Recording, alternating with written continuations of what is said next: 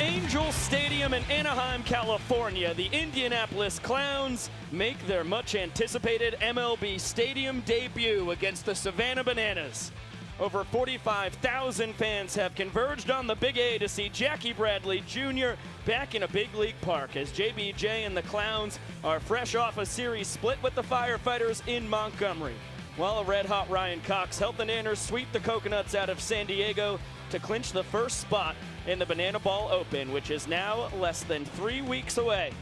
The Clowns at 2-5, still vying for one of those final 3 spots in our midseason tournament as we welcome you inside with Josh Talevsky, Biko Scala. Thank you for spending your Friday night with us here in virtual Banana Land, and a happy Big Tiger Friday to everybody who celebrates at home. Our first of 2026, and what a fantastic Big Tiger Friday it is. We get to see the Clowns face off against the Bananas for the first time. And look, when we were here in Anaheim a season ago, this was one of the most entertaining series, and now it's the Clowns who get to be a part of that this season, and they have looked really strong offensively. The pitching still coming along for Indianapolis, but they get to lean on a former Major League veteran in Jackie Bradley Jr. across this weekend, which should be a big help. And as for the Savannah Bananas, they are coming off of yet another series sweep against the Loco Beach Coconuts in a very impressive 2 games in San Diego. Let's take a look at those very 2 games you speak of, Mr. Talevsky.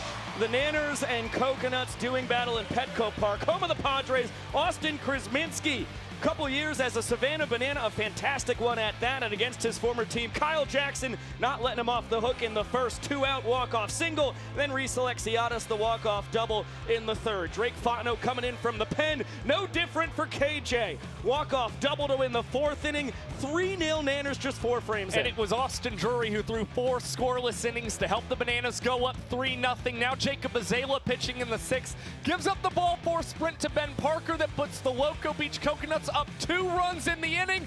Ben Parker in the bottom half, he's got the diving play to earn them a point. Now Graham Besser, he's struggling with control in the 8th. He plunks 3 straight batters, 2 runs already in for Loco Beach. Sal Jacobo on a 2-0 count. That's a single right up the chute. They plate 3 in the top half of the inning. They would cut it to just a 1-point game, but Danny Do-It-All in the 9th inning would earn the save and the win for the Bananas on night 1. So we go to the Sunday matinee. Andy Archer, another guy who spent a couple years with the Savannah Bananas, and another rude greeting. How about DR Meadows, the first 4-base sprint in BBCL history? A 3-1 inning lead would turn it to a point thanks to that hat catch by the fan in the lower deck. So 1-0 into the 3rd until one swing from Tanner Allen tied the game up. His 2nd homer, his 2nd walk-off. They both won the 3rd innings. Now let's stay with those left-handed bats of Loco Beach. Next inning, Eric Osberg facing off against Cowboy Kyle. That's his first career banana ball bomb. Loco Beach now up in the contest. Now in the 5th, Jake Peavy against Shane Victorino. 2 former major leaguers facing off, and the battle won by the former Cy Young Award winner in Jake Peavy.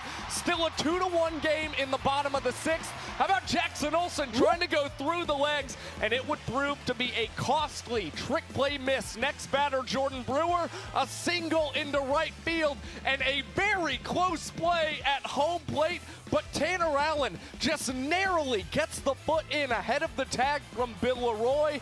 And now with a 3-1 count, Armani Henderson, he swipes second base. The call on the field is out, but on replay review, it would be overturned and lead to Dane Tofflin drawing the ball for sprint and putting the Coconuts up 3-1. But here come the Nanners. Top of the 7th inning with 2 down. Robert Anthony Cruz serving this out to right center. His captain, Bill Leroy, trying to score from first. From Parker to Jacobo to Vining. Dueling headfirst slides, and Leroy sneaks in just ahead of his catching counterpart. Play would be challenged, call would be upheld. Bottom of the inning, Tristan Levac, the rookie, dots it low inside corner, gets Gideon Antel looking. So it's a 1-point game, top of the 8th, couple ducks on the pond, and Max Young Goldberg brings them both home with his 2nd 2-bagger of his rookie campaign. Back to Levac, tying run on second, 3-2 changeup. Wow, Onions gets Brewer swinging. To the 9th we go, and this is where it all unraveled for Loco Beach.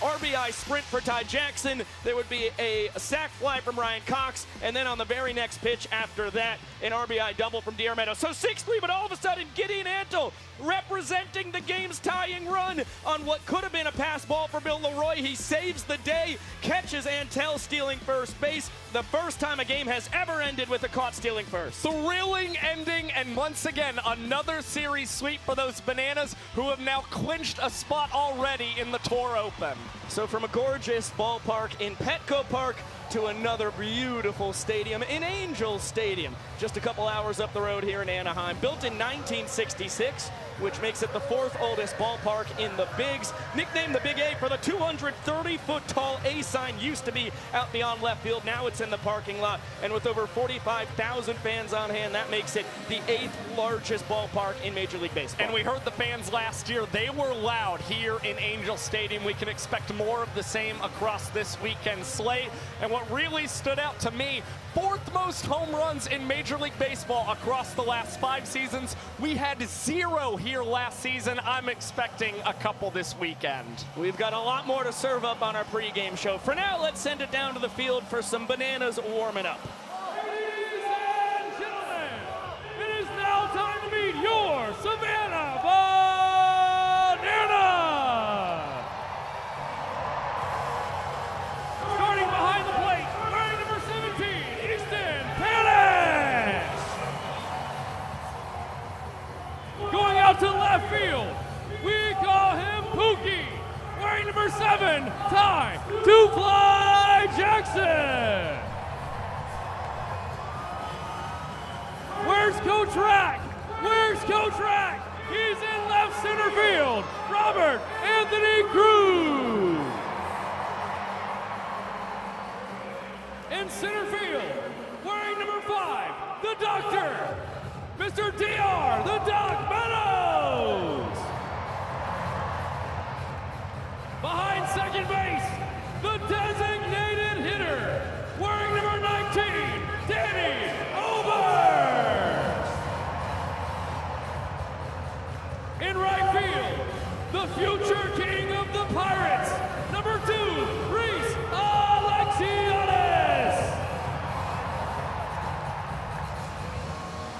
At the third base position, wearing number 18, he does it all, Danny Hosley.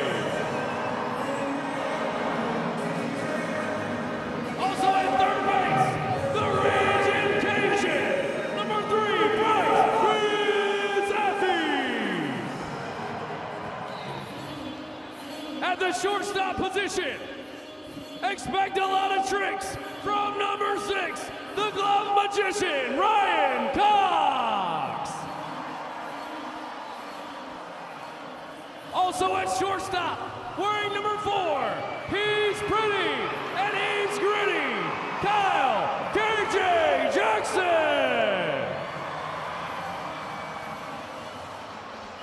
At the second base position, the Dougie Man, wearing number 9, Max John Goldberg.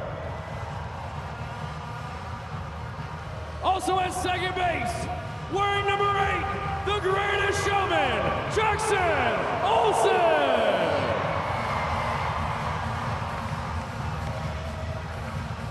At first base, our bat trickster and balance extraordinaire, Alex Ziggy Ziegler.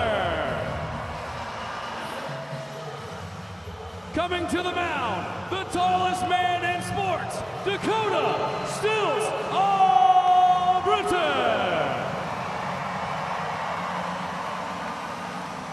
And behind the plate, on the mic, wearing number 1, myself, Bill LaRoy.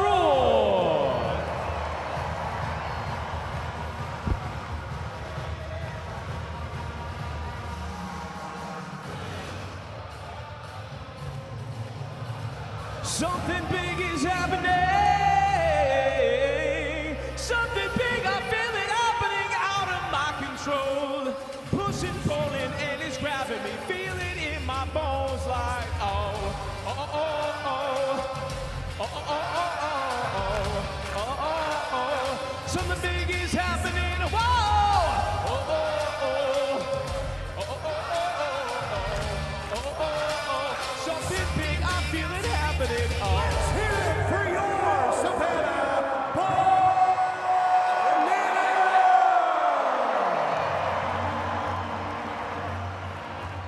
Anaheim, California, we need you to put your hands up towards the sky and get your spirit fingers going, because it is time for the most storied tradition in all of Banana Ball. This tradition began 10 years ago on the very first night of our existence and has brought good luck endlessly to your Savannah Bananas.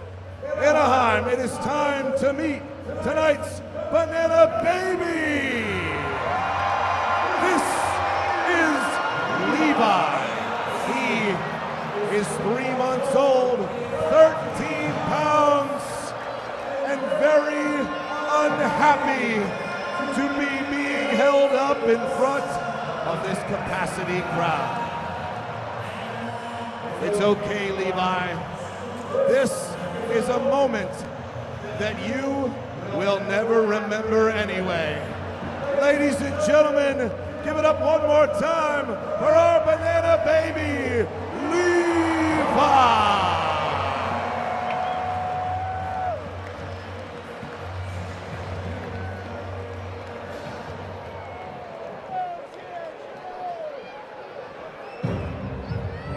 Indianapolis Clowns, we're here, baby. Woo! Hey, clowning around. We can teach you a thing or two. You ain't seen nobody play the game the way we do. Yeah! Everybody here should know who we are. And if you don't, we'll educate on how we made it this far. It started way back in the 30s with a bat and a ball. And now we're selling out our stadiums. The crowd's watching all. Oh, man, that was always fun to play. We're going to play some ball to bring the happiness to the fans. And Indianapolis, and that is where we're cracking it. We call ourselves the Clowns because we love to make you laugh. Oh, almost caught a technical foul. Apologies, we get this way when we start feeling our sound. It's all jokes, but beware when we start clowning around. And if you didn't catch the name, we'll help you spell it. Go now, we are the I-N-D-I-A-N-A-P-O-L-I-S-O-N. Tell your favorite team we ain't come to play. We came to light the place all up and make the crowd say, hey, we're more to say. We started in the Negro League with his hard sweat, tears and blood we bleed. With the odds stacked against us, but we made them believe. We turn the weight of the world into some joy you can keep it.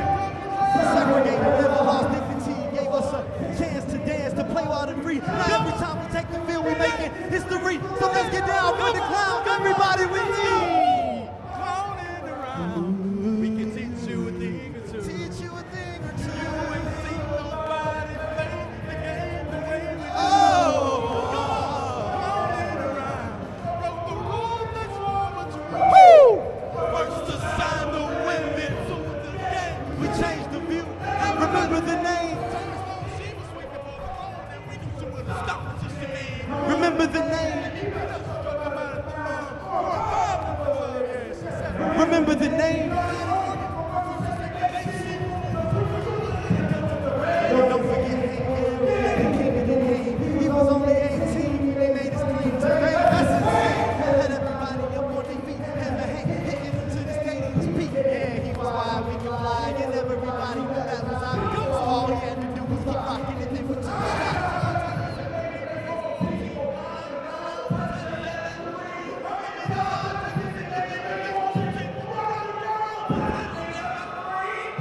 What if the dream came true? 4 titles came along and elevated the crew. And we had everything and wondered, well, what else can we do? But little did we know show business was the route we pursued. Yeah, and then believe brother fell in the game, so we began another show with time to bring central games, and we played and turned us phenomenal to a stage. Where we stayed to entertain and change the games in ways we couldn't explain.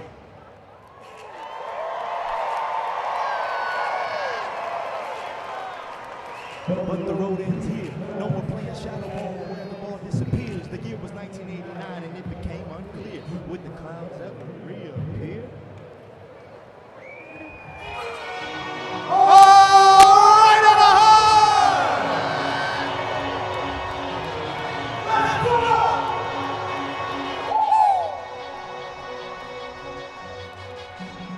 In 1989, they disappeared, and now they're back.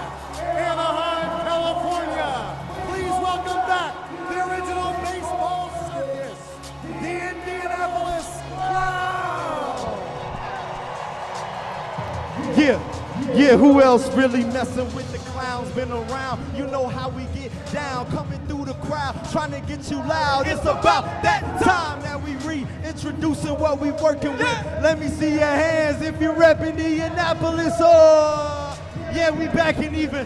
Players flipping through the air, don't you dare try to catch us. Only catches that we making is the ball hitting the leather. Now you out, bring them out. Next hitter, step up. And stepping up is all we know in place under the pressure. It's resilience. Do you feel this? Can't nobody do it better, man. Y'all, we've been gone way too long, but we back and that's a fact. We the Clowns and we home. Come on.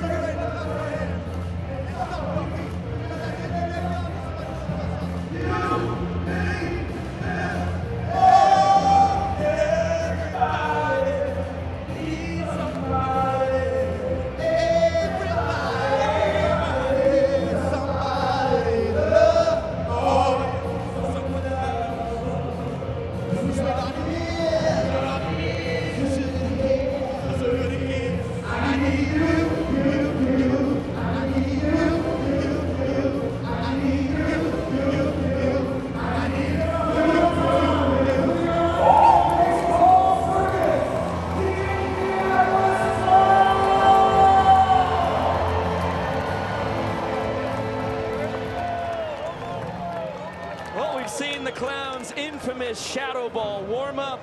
Let's see what they did last weekend in Montgomery against the Firefighters. How about Riverwalk Stadium? Third time Banana Ball has been played in Montgomery. How about JBJ, second batter of the weekend, getting things going with a single the very next pitch. Bobby Leday of the left center field wall. Jackie Bradley Jr. racing around to score from first, you bet. Clowns coming out red hot, and then Joe Lytle. What a piece of Joe Lytle hitting. Patented here in his 4th World Tour. Carry the 1, yes! Son of a gun, 2 runs plenty for Correll Prime. Clowns up 1-0. Well, that would send Noah Bridges up to bat in the very next inning, facing off against Fisher Polydorov, the knuckleballer. He takes him deep. The Firefighters even up the score. It is a 1-all game. Now here in the 3rd inning, a stolen base from the Firefighters, a throw going into center field, and the Indianapolis Clowns now trailing the Firefighters 2-1, but David Griffin taking over on the pitcher's mound, and he brought the strikeout stuff against the Firefighters, trying to strike out the side in the 5th inning. He does so, and he was hitting all the Michael Jackson moves. Nico Holzheiser making it a 4-run top of the 7th inning. Former Montgomery Biscuit when he was at AA in the Rays system, making it happen back in his former AA park. But how about Tyner Hughes and the Firefighters? 2-run double, knots the frame at 4 runs each, and then Dalton Cornett earns the inning-winning sprint. So the Firefighters back up 3-2. But there goes that man again, Joe Lytle. 2nd RBI double of the game, somehow dunks that into the Bermuda Triangle down the left field line. Brings in Jackie Bradley Jr. That would start a 4-run rally. The flyout would put a bow on it, so it's 3-3 to the 9th. Jalen Vasquez had a foul home run on the previous pitch. This one plenty fair. His 2nd career banana ball, long ball, and it would be enough for Nick Wilson. A 1-2-3, bottom of the 9th inning. Fly out to Dan Siro. Clowns get their 2nd win. Yeah, it was a big win for the Clowns. They got to play as the home team the next day, and how about the defense for Indianapolis to start the ball game? Bobby Leday behind the back feed to Jalen Vasquez, one of the best double plays you'll see this season. And then Eli Payton behind the back throw all the way to Correll Prime. And bottom 1, that's the first career home run in banana ball for Jackie Bradley Jr. He takes Austin Temple deep, puts the Clowns up early. But how about the Firefighters offense? Caden Green, your player of the week. This is part of the reason why. 3-run shot. Firefighters not done. Lamar Sparks, a flight of passage off the scoreboard. 2-run tater. It's a 5-run inning. That would be plenty for Austin Temple, who gets prime looking. So we're knotted at 1 point each. But if you thought the 2nd inning was a lot of offense, hold your beer. Oh my goodness gracious. Peanut with the 2-run double. That means that all of a sudden, okay, we're going to fast forward all the way to Lamar Sparks, making it a 7-run inning with the RBI single. Don't worry, they're not done yet. New pitcher in Dion Reynoso gives up a 2-run sprint to Eric Jones Jr. 9 runs, new banana ball record. Unfortunately for the Clowns and Chris Burgess, he can't hit a 9-run homer. 2-run shots, nice for his first career banana ball home run. But then the strikeout of JBJ from Temple has the Firefighters up 2-1. Yeah, some nice revenge for Austin Temple as well. Now the former Montgomery Biscuit, Nico Holzheiser in the 7th. He ties up this inning for the Indianapolis Clowns. A clutch piece of hitting. Now Eli Payton rolls this one over to the 2nd baseman. Tricky play for Johnny Hummel at the back. Holzheiser never stops running, and the Clowns able to even up the score. Firefighters would take a 4-2 lead into the bottom of the 8th, and Johnny Hummel and the Firefighters would claim a series split with the victory on Sunday. So here are the standings going to our 5th weekend of action in the Banana Ball Championship League. The X next to the Bananas, because they have clinched the first spot in the Banana Ball Open. Then the Party Animals, Tailgaters, and Firefighters. If it ended right here, they would be in right behind them. Coconuts and Clowns 2 and 5 on the outside looking in. Yeah, you just see how much the experience has played into things so far early this season. All the prior existing teams currently in line to play in that Banana Ball Open in mid-April. This is certainly a tricky series for the Indianapolis Clowns, considering the Bananas 6-1 this season. And for Loco Beach, they'll be taking on the Party Animals, the 2 seed right now in Conway, South Carolina, and they are desperately in need of some wins as well. And the Firefighters hold that tiebreaker over the Coconuts because they swept that series, and the Clowns and Firefighters, their tiebreaker would go to total trick plays since they split that series we just showed you in Montgomery. So a lot of moving pieces here with 4 games left for every team before we get the Banana Ball Open starting on April 16th. Let's take a look at a tale of the tape pitching-wise between the Clowns and Nanners, and it is quite a difference 7 games into this season for both squads. A league best when you're looking at the Bananas, 4.08 ERA. Same goes for those strikeouts, sprints, points earned, FPI. Everything we're showing you for this Bananas pitching staff, best in the BBCL. Yeah, it is unbelievable what they've been able to do. When you see those 30 points earned for the Bananas, that's leading all teams in the Banana Ball Championship League. The Clowns have only tallied 18 this season. That is the lowest mark amongst the 6 teams this season. Clowns, I mean, they're getting the strikeouts, but the ball 4 sprints are what have really hurt them early on this season. It's a big reason why you see the minutes per inning mark for Indianapolis currently at 4 minutes and 46 seconds on average for them to record 3 outs. Now, while the pitching staff difference is pretty stark, as you can see right here, as you also saw in the highlight we just showed you, these Clowns can really swing it. So as long as their pitching staff can keep the ball in the zone a lot more, I mean, this is a squad that could easily sweep the Bananas this weekend in Anaheim. Before we get to show you Game 1 from Angel Stadium, hey, let's review the rules that turn baseball into Banana Ball. The name of the game is Banana Ball, and this is the fastest, most entertaining game in sports. Rule number 1, win the inning, win the point. If you score the most runs in an inning, you get a point. The most points wins the game. If the away team has more trick plays going into the final inning, they will earn the equalizer point. And in the last inning of Banana Ball, every run counts as a point. Rule number 2, there is a 2-hour time limit. No new inning can start when the clock hits 0. Rule number 3, if you step out of the batter's box, it is a strike. Rule number 4, no bunting. If you bunt, you're thrown out of the game. Rule number 5, batters can steal first. Rule number 6, no walks allowed. It becomes a ball 4 sprint until every position player touches the ball. Rule number 7, no mound visits. Nope. Rule number 8, if a fan catches a foul ball, it is an out. In Banana Ball, everything's in play, so you better be ready. Rule number 9, the showdown tiebreaker. If the game is tied at the end of 9 innings, or when time expires, it is pitcher versus hitter with 1 fielder, and the hitter has to score. Rule number 10, the Banana Ball challenge rule. You, the fans, have the opportunity to challenge a ruling on the field. Rule number 11, the golden batter rule. A team can send up any batter to hit in any spot in the lineup. This is guaranteeing the best possible matchup at the end of the game when it matters most. These are the official rules of Banana Ball. All right, we've got the rules in their entirety. Let's zoom in on ball 4 sprints, because after ball 4 is fired in Banana Ball, the hitter can advance to as many bases as they would like. Of course, you advance at your own risk. Once the fielders get the ball to everybody behind the pitcher and catcher, the batter can be, or the batter runner at that point, can be tagged out. Yeah, that's exactly right. So, you know, it's up to the player who earns the sprint to try and put the pressure on that defense sometimes. It's a big focus for teams throughout spring training. You try and make that transition between all your defensive players in 7 seconds or less. That is usually the key to holding a guy to just 1 base. And of course, worst time to give up those ball 4 sprints are when guys are in scoring position, as usually it will bring in both guys if they're standing at second and third base. And last weekend, as we showed you a little while ago, David Ray Meadows leading off last Sunday's battle between the Bananas and the Clowns. The first 4-base ball 4 sprint in Banana Ball Championship League history, because the throw from Eric Osberg sailed over Chatanier's head, got past Allen and Parker in the outfield, and DR with that speed, no chance to get it to all 7 fielders behind the Coconuts battery before he made it home to home. Yeah, that's exactly right. It was great aggression from DR Meadows, and it was a big weekend for the Savannah Bananas when it came to ball 4 sprints. In fact, it has been a pretty tremendous season for the Savannah Bananas overall when you want to look at ball 4 sprints.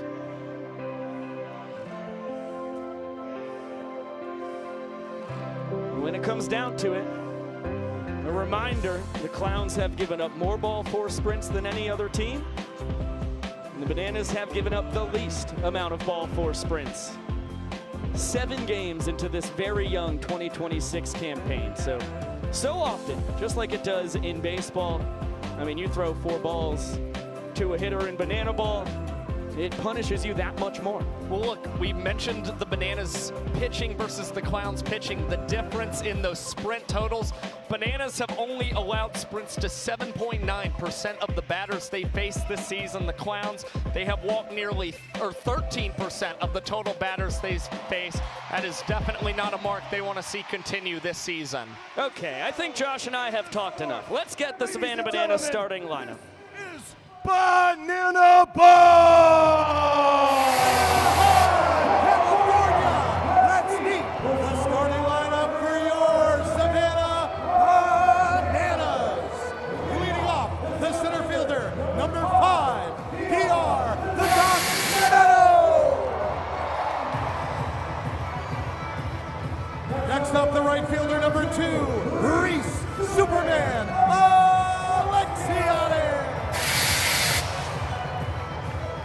At first baseman, number 9, Max Young Goldberg.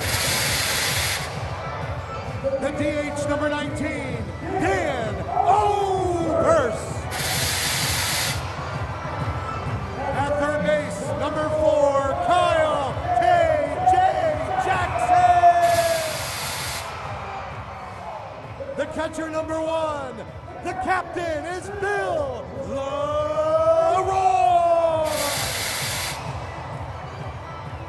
Second baseman, number 8, our greatest showman, Jackson Olsen. In left field, number 15, we call him Rack, Robert Anthony Cruz.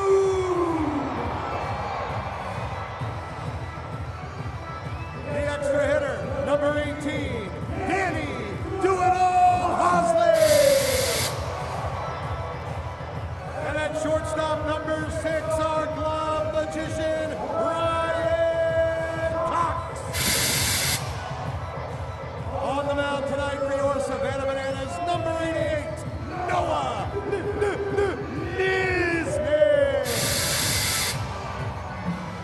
Your Savannah Bananas are led by Tyler Gillum, assisted by Adam Pirate, Ryan Kellogg, Bryce Stover, and Reggie Horton.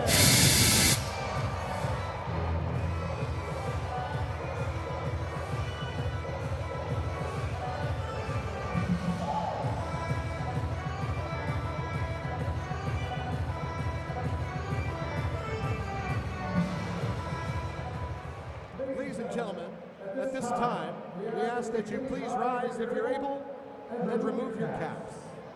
Here to honor America with the singing of tonight's national anthem, please welcome Cherovia.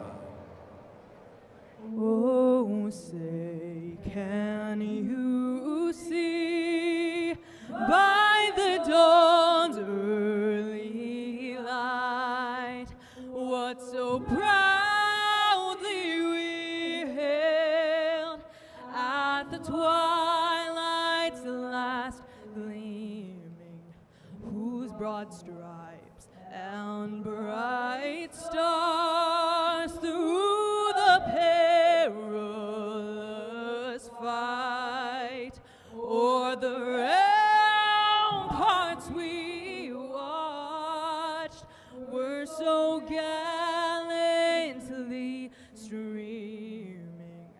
And the rocket's red glare, the bombs bursting in air, gave proof through the night that our flag was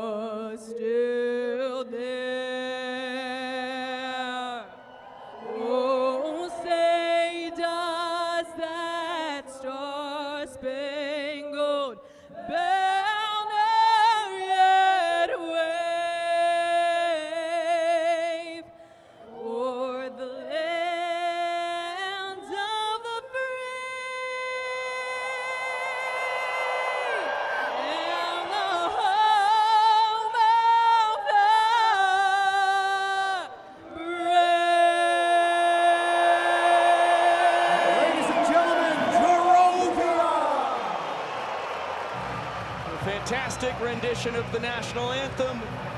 And now, with over 45,000 fans on hand here in Angel Stadium, we get to see the Savannah Bananas and the Indianapolis Clowns kick line here in Anaheim.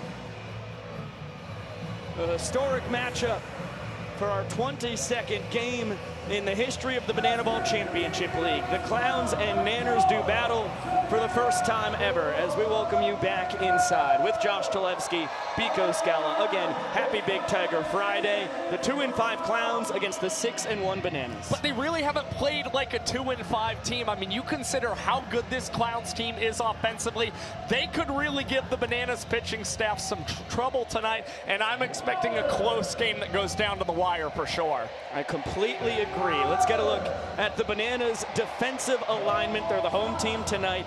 That will flip tomorrow evening. And in the outfield, left to right, you see Robert Anthony Cruz, DR Meadows, and Reese Alexiadis, the usual suspects. Same goes for the infield in 2026. Third to first, Kyle Jackson, Ryan Cox, Jackson Olsen, Max Young, Goldberg, Bill Leroy behind the dish, and Alex Ziegler, once again, the designated fielder. Well, it's Reese Alexiadis, a Manhattan Beach, California kid who I'm focusing on this weekend. Last year in Angel Stadium, Super Reese had 6 trick plays in right field, did not miss a single one. He was a force out there defensively for the Savannah Bananas, and this season Kyle Jackson has certainly been that for the Bananas at the hot corner. 11 trick plays has him towards the top of this leaderboard in the BBCL.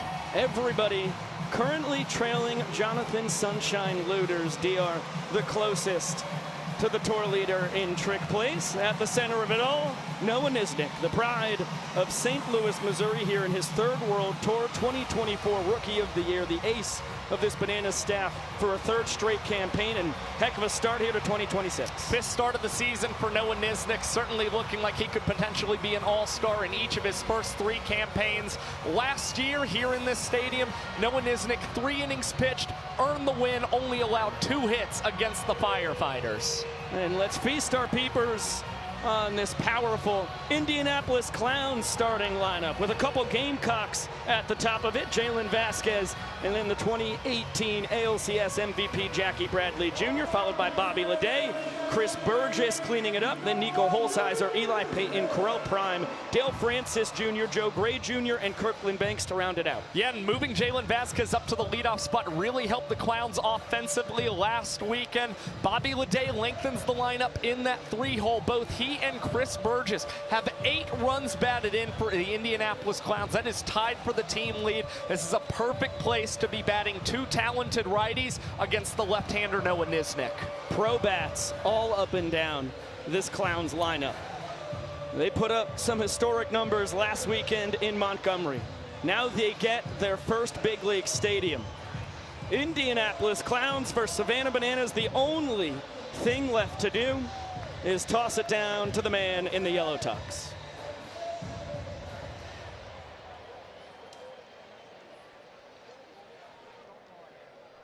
Banana Nation, it is time for a ritual here, the tradition to start the clock. But tonight, we have a special guest with us. So please welcome to the field, Mickey Mouse!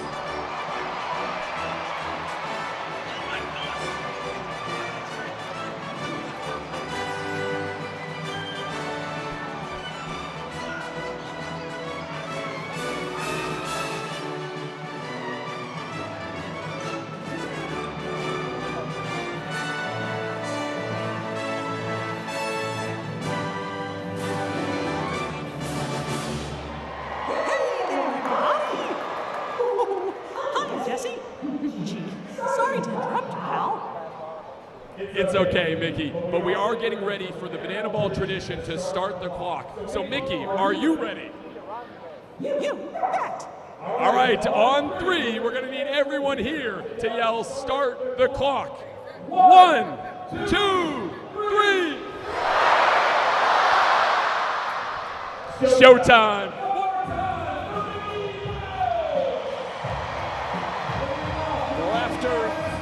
We had our 2nd annual Savannah Bananas Disneyland Day just one day ago. Indianapolis Clowns getting in on the action after the firefighters joined the Nanners at the happiest place on earth last year.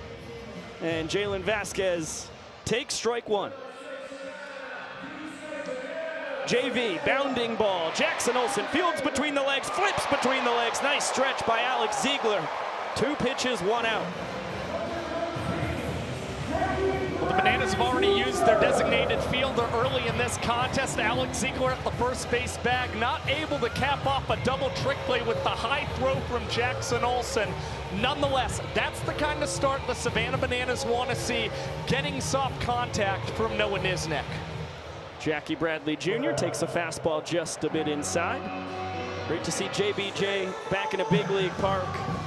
The resume speaks for itself. 11 years in Major League Baseball. The vast majority, 9 of them with the Boston Red Sox. Some iconic moments here in Angel Stadium as he's tied up on the heater up and in from Niz Nasty. And a high fly ball. Charging in Alexiadis and Meadows. DR makes the call and the catch behind the back with a bow.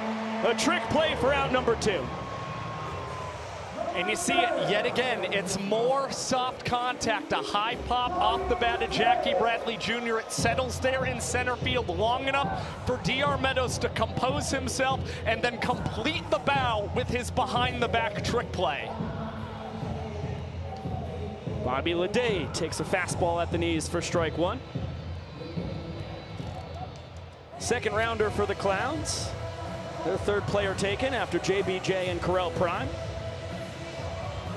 And so far paying dividends, only hitting .276, but a .353 on base percentage. Tied for the team lead with those 8 runs batted in, as Josh mentioned. Part of 3 straight guys tied for the ribeye lead in this lineup. JBJ, Leday, and Burgess, 8 apiece.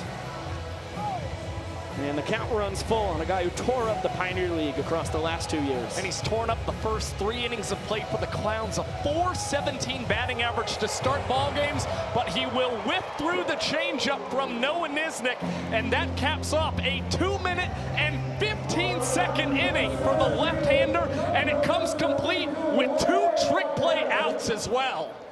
First time the Clowns get to see one of the best arms in banana ball. A 1-2-3 inning with a punch out to put a bow on it for Nisnik. Here is how the Clowns line up defensively, left to right in their outfield. It's Gray, JBJ, and Holzheiser. And in the infield, 3rd to 1st, Peyton, Leday, Vasquez, and Prime. Burgess behind the dish, Wolf, their designated fielder. I mean, the banana ball adjustment has almost been non-existent for Jackie Bradley Jr. Already with 5 trick plays across his first 7 career games. He has been phenomenal manning center field.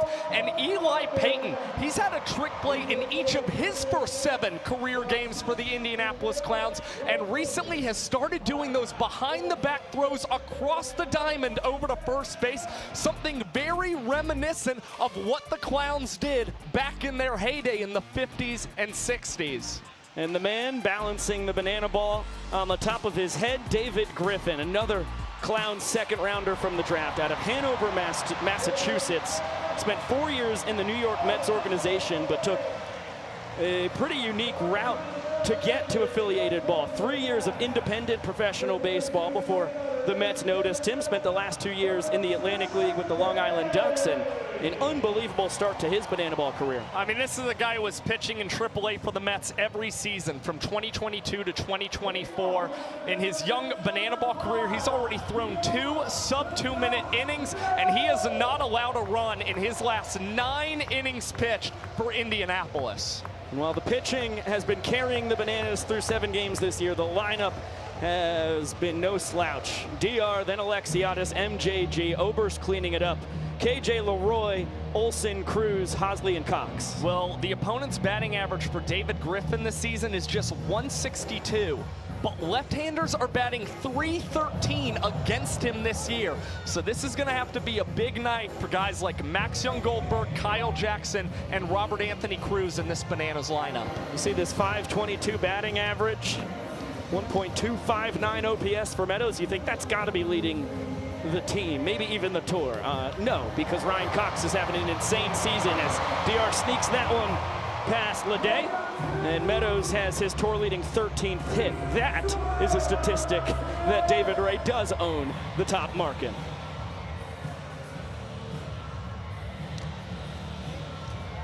Inning-winning run aboard. Fastball misses just a bit down to Reese Alexiadis. Nice start to his third campaign in Banana Ball. Super Reese, one of the 5 California kids on this squad out of Manhattan Beach. With a high fly ball deep to left center field. Reese Alexiadis flies out to JBJ on the track. The 2018 Gold Glover showing off the range for out number 1.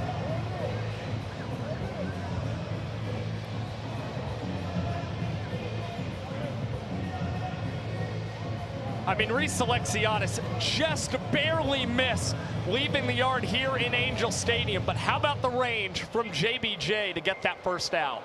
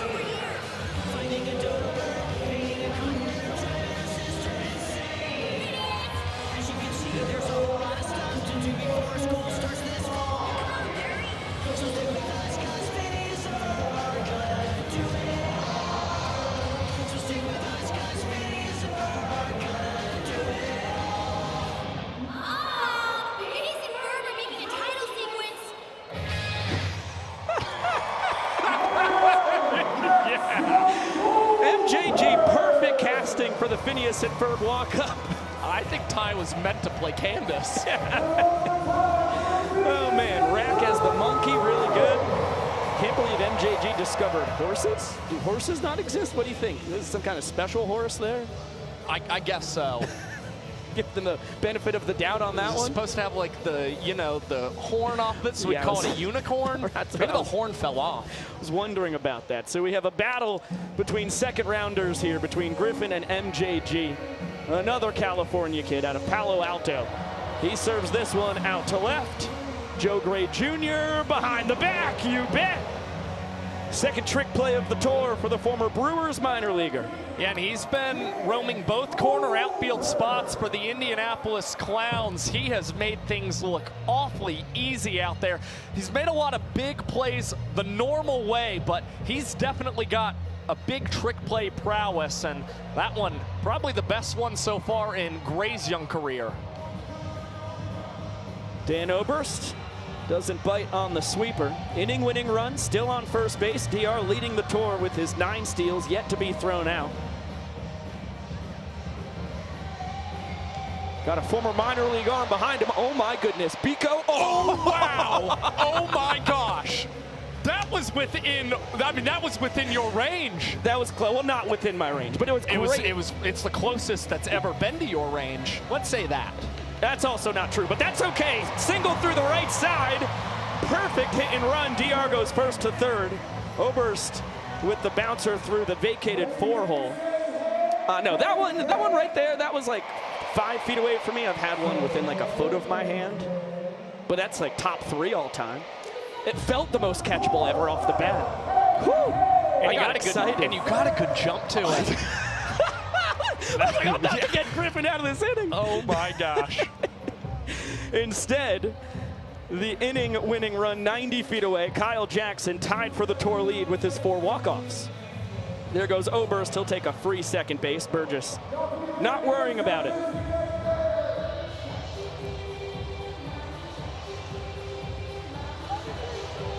Griffin, high heat, and a 3-pitch K of Kyle Jackson. David strands the inning-winning run at third. We're still scoreless through 1. Elevates the fastball. You can just tell this is a guy who has pitched with a lot of experience, and even though he found himself in trouble in the first, it is no problem for the right-hander.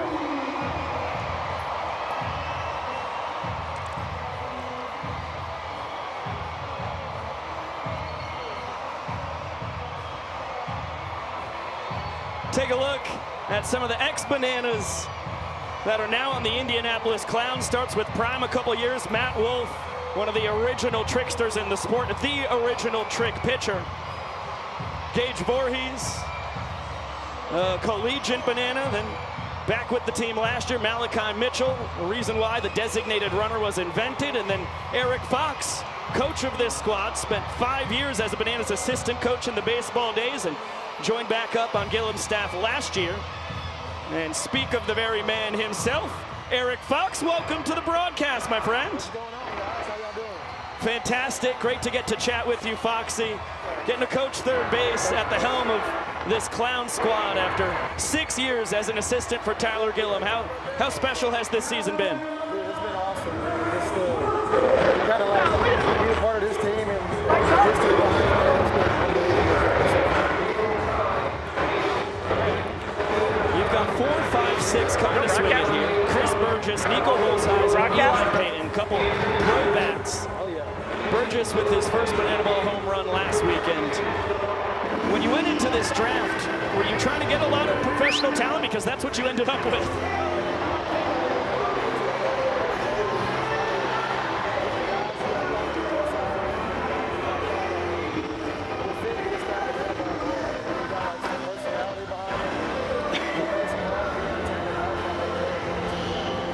So what were the major ways in which you were kind of feeling out the personalities of the guys that you were going to bring onto your squad?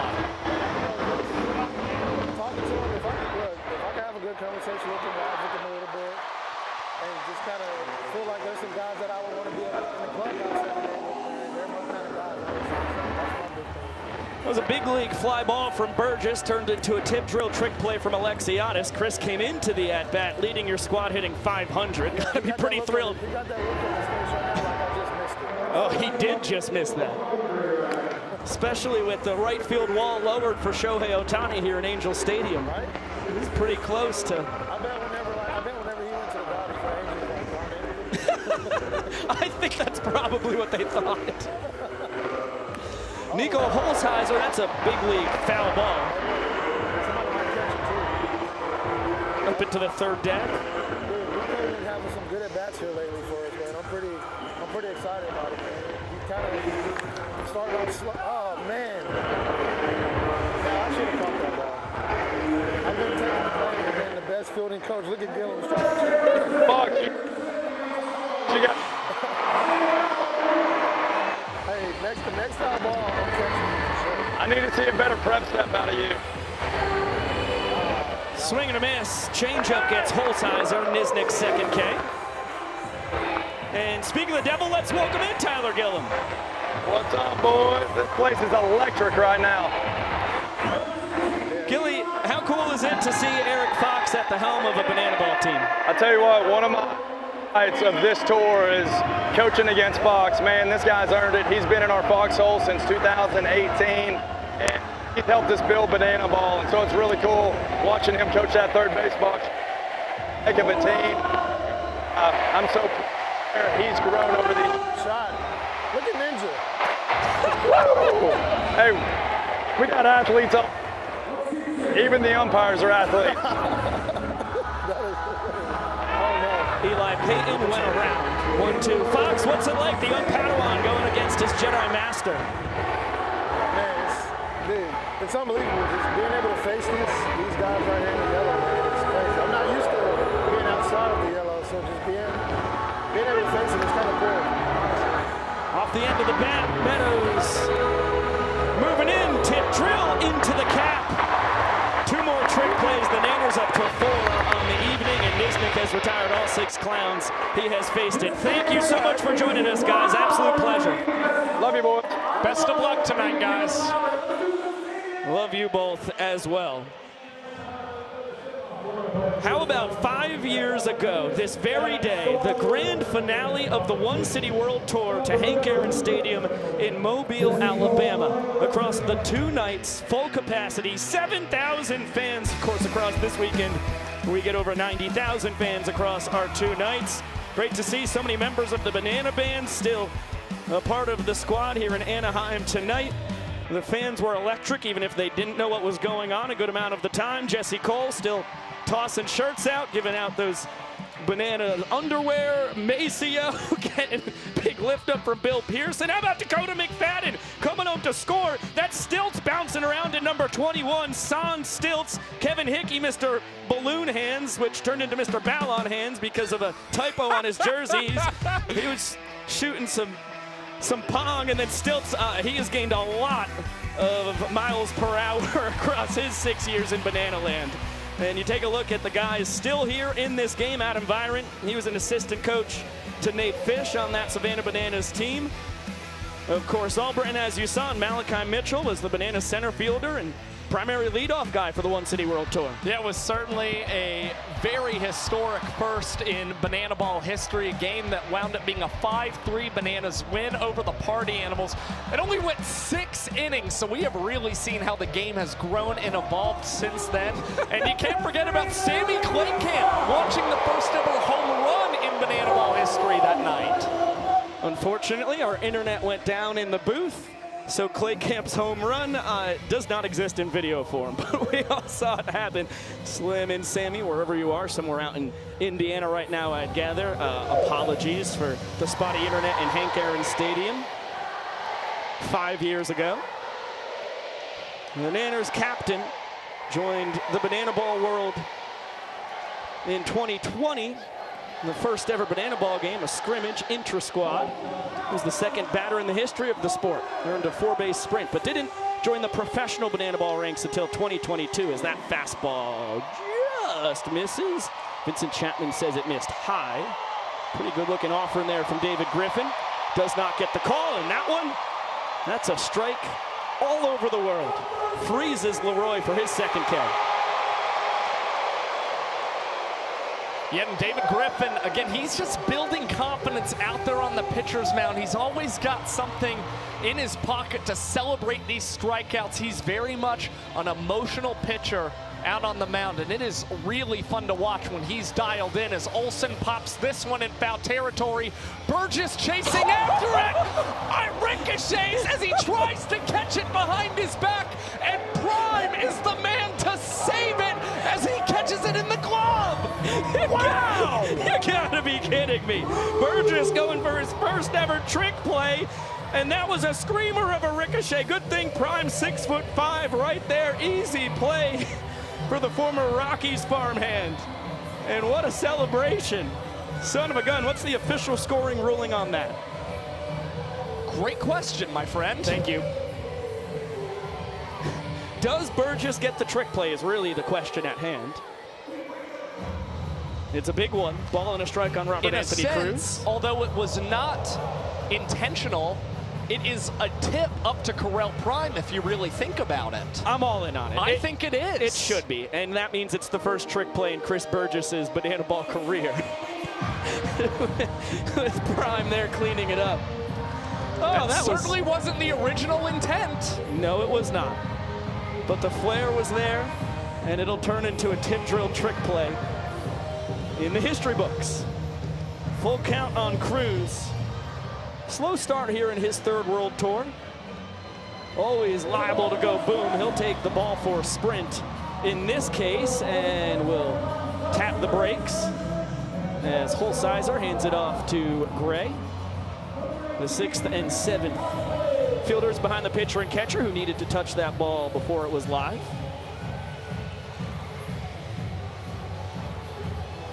So the inning-winning run aboard with 2 down. Rack his 3rd sprint of the year. And Danny Hosley a drive out to right field. Holsizer in pursuit. He will take care of it. And David Griffin puts up another goose egg. A pitcher's duel brewing here in the Big A. Scoreless through 2 innings. And we'll get it down to the field. Professor, what's up, buddy? I was thinking the whole sports world is deep in the throes of March Madness right now. I think we're in what, in the Elite Eight?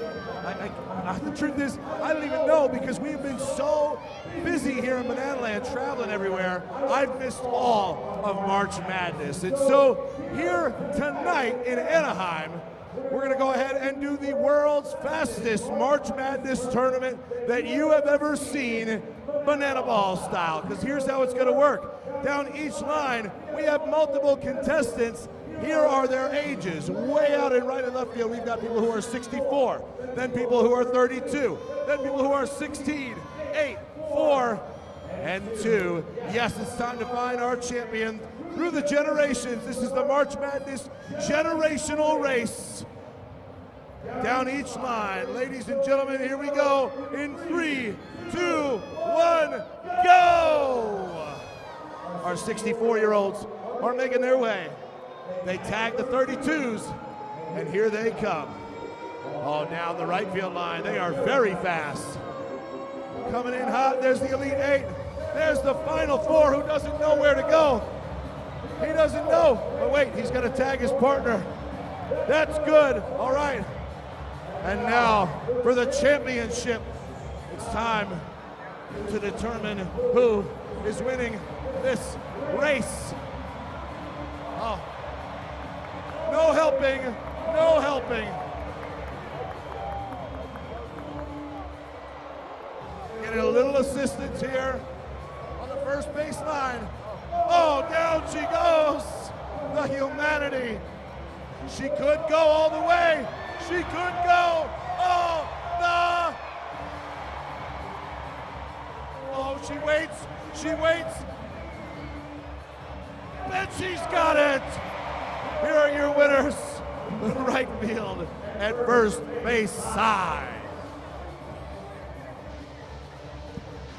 March Generational Madness.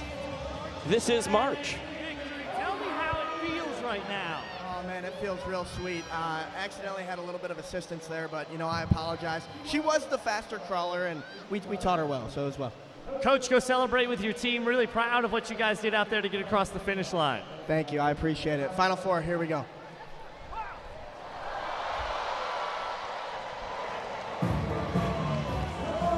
As JT Sokolov gets himself a Gatorade bath, water.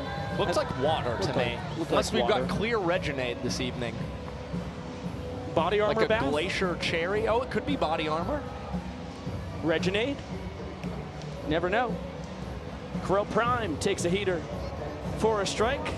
Gets his teammate across the entire 2025 tour, the end of 2024. And the moon ball is going to fall right between Alexiadis and Olsen. Prime will park it at first. It was a mile high, but could not have placed it any better. Corel thanking the heavens. Looks like a liner in the book. It's just a really tough play to have to make. Alexiadis having to run very far towards that foul line to try and make the catch. Nobody winds up making a clear call, and that's why you see it fall in right field. And now Malachi Mitchell, the former Savannah Banana, takes the place of Corel Prime at first base. And immediately gets some attention from Niznik.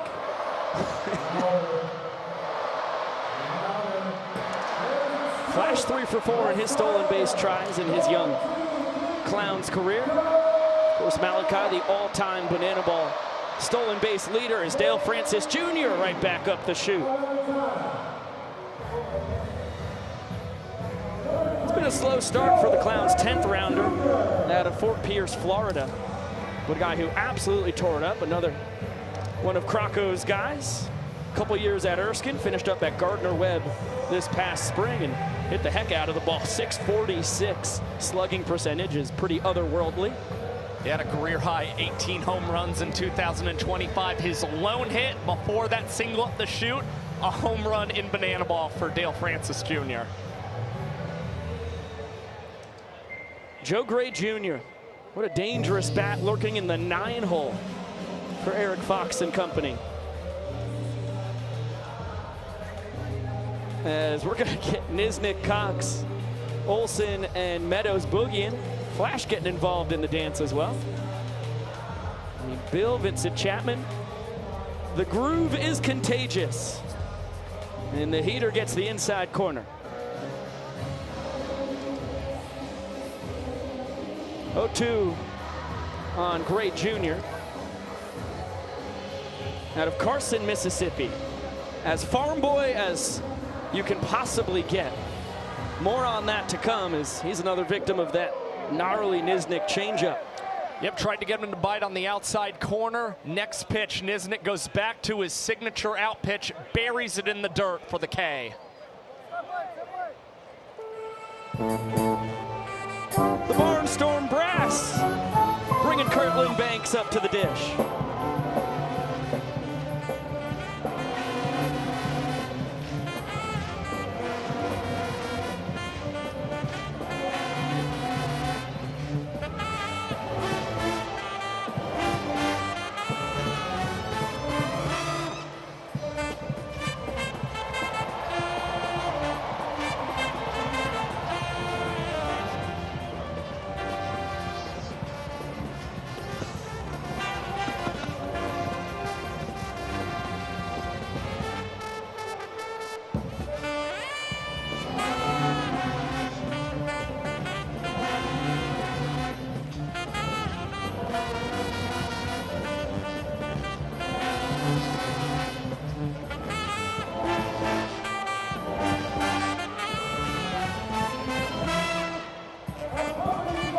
There is so much to break down there. Kirkland guy can downright boogie. Jalen Vasquez is on deck. He was part of the backup dance crew. It's the first time I've ever seen a trombone player play with his feet. Same here. Although you saw Kirkland only hitting .273, 7 games into his banana ball career, .429 on base percentage. Can't complain with that at all, as Meadows comes in, and behind the back, his third trick play of the night. Not even 3 defensive innings in. And just like that, DR ties Jonathan Luters for the tour lead. Now, you know what really stands out? DR Meadows waited about as long as he could before starting to contort his body to catch that behind his back. He did not want Malachi Mitchell to think that he was going to try that too soon and give him an opportunity to tag up to second and reach third base. That is unreal stuff from DR Meadows. High banana ball IQ play. Back to the top of the order. JV, after boogieing behind Banks, has himself a ball and a strike. Now 2-1 with a couple ducks on the pond and 2 down. Make it 3-1. Ball 4 will easily score Flash from second. Broken bat, fly ball out to Super Reese. He will tip it, he will secure it. Second trick play of the night for Alexiadis, 6th of the game for the Bananas. Nizhnik strands his first 2 runners of the night, and we'll get it down to Emily Cole.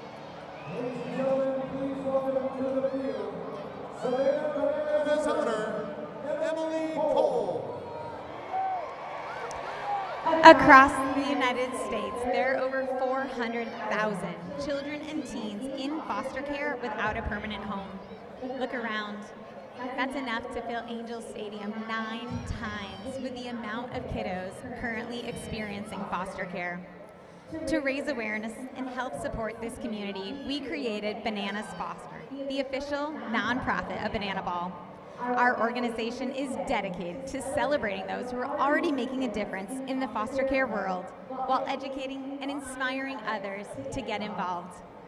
Tonight, we are celebrating the Downing family. Kate, a registered nurse, and Phil, an Air Force pilot, felt called to give back to their community outside of work and became licensed foster parents 9 years ago. On top of serving as foster parents, they also lead support groups and have even founded a nonprofit dedicated to supporting other foster families. Over the last 9 years, they have welcomed 7 kiddos into their home and have adopted 2 into their family. So fans, please help us welcome to the field so that we can celebrate them, the Downing family.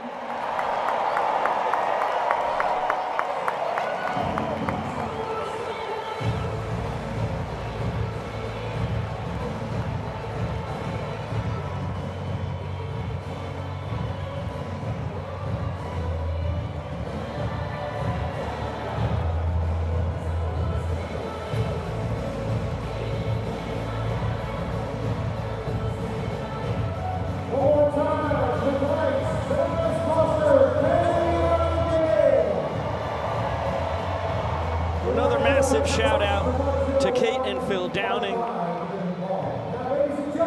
superheroes in the foster care community out here in Anaheim. Welcoming 7 children into their home, adopting 2. Yeoman's work. And always so special getting to see both teams combine in a circle of love and admiration for our Bananas foster family of the night. The Banana Band blasting away here to the delight of over 45,000 fans on a beautiful evening in Angel Stadium. Yeah, kids are getting down to it. Now Jonathan plays the trombone with his hands, equally as talented though. Guy crushes it. What a dynamic duo between Jonathan and that girl. Killer dance moves. Josh banging the drums, not Talevsky.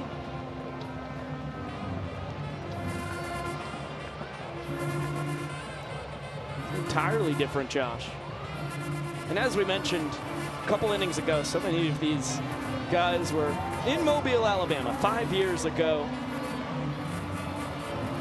March 27th, 2021, the 4th and final game of that One City World Tour. So special to get to see them there. I think this guy hasn't shaved since the One City World Tour. Dude, it's Gandalf, you're a hero. He's here at Angel Stadium. You shall not pass, bro. Legend. Looked like Gandalf the Grey, though, so he hasn't leveled up yet. Spoiler alert for anybody who hasn't seen Lord of the Rings yet. There are those video game numbers from Ryan Cox as we take the graphic away and zoom in on Vincent Chapman. Dancing for our full house tonight here in the Big A. He's strutting his stuff. It's a guy here in his 5th World Tour. And the moves keep getting better.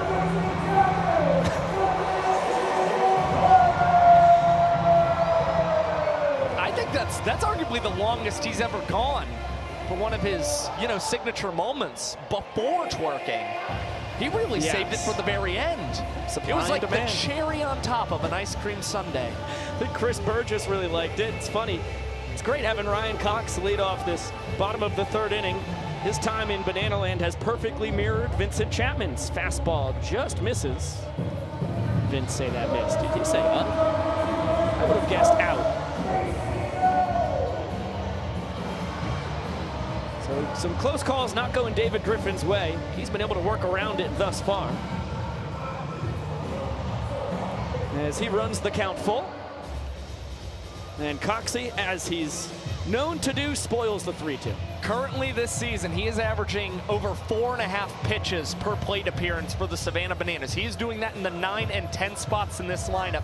He is making pitchers work and battle, and whether they beat him or not, it usually leads to mistakes to guys at the top of the order, as Cox will earn the ball for a sprint and thinks about testing that sprint defense of the Clowns. And he'll hold up and only take 1 base as Bryce Grizappi is the designated runner once again for the Nanners and takes over at first base. Yeah, Coxey, this is his 3rd time in the 10 hole. His other 5 starts have been as the number 9 hitter. He's leading the tour in batting average, OBP, and slug, as this one goes just below our press box off the bat of DR Meadows.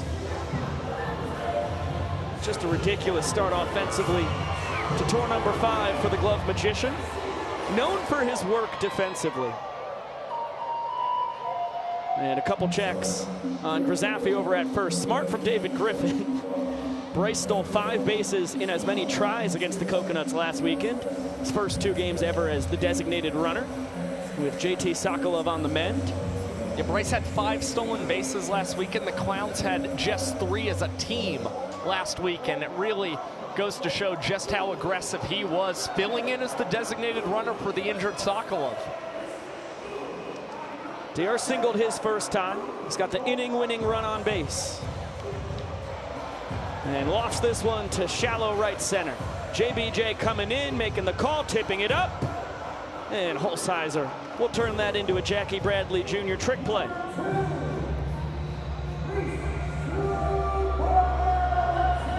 (8-9) in your scorebook at home.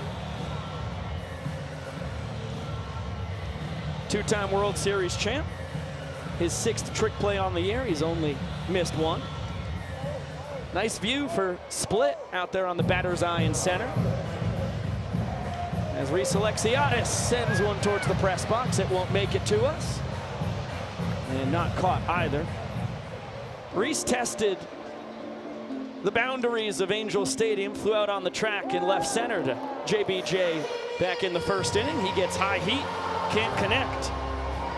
And the 3rd strikeout victim of David Griffin. Yeah, and that heater up in the zone is playing right now for David Griffin. The Bananas' 2 best bats early on have been Kyle Jackson and Reese Alexiadis. Both of them have gone down swinging at an elevated fastball tonight. Now Max Young-Goldberg flew out into a behind-the-back trick play from Joe Gray Jr. and left his 1st time. And there goes Grizzaffi, throw from Burgess. Not in time. Ball got away from Bobby Leday. Looked like the tag might have beat him, but with the ball getting away, yeah, Grizz says that counts. 6 for 6 on the year now in steals. That's a big one too. Inning-winning run into scoring position. Young-Goldberg 5 stakes on the year after he set the Pioneer League record with 130 runs driven in last year. Beautiful bender for strike 2. Griffin's got a 6-pitch mix. He's as good as they get in the sport right now on the mound. Fastball fouled into the 2nd deck, not called.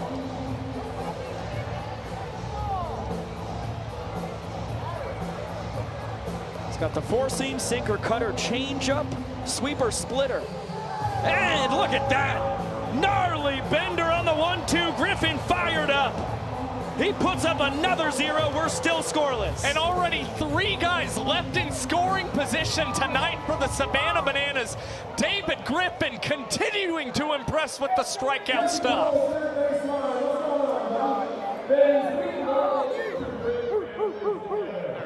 But sometimes we put their love to the test. This is one of those times. We got Mom, we got Dad, and we got 2.5-year-old Maddox. And this game is called Pick the Parent. Maddox, you stay with me. Mom and Dad go down to the finish line. And here's what's going to happen. Maddox is going to have to pick either his mom or his dad. But the loser is going to get pied in the face. Fans, do you think Maddox is going to pick his mom? Let me hear you. Or do you think he's going to pick his dad? Let me hear you. All right, it comes down to this. Maddox, on your mark, get set, go. And there he goes, 2.5-year-old Maddox. He's off to a blistering pace.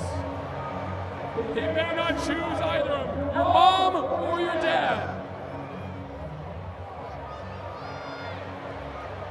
He's undecided. Maddox, your mom or your dad, go 1-1. I love your smile. Who are you gonna pick, mom or dad?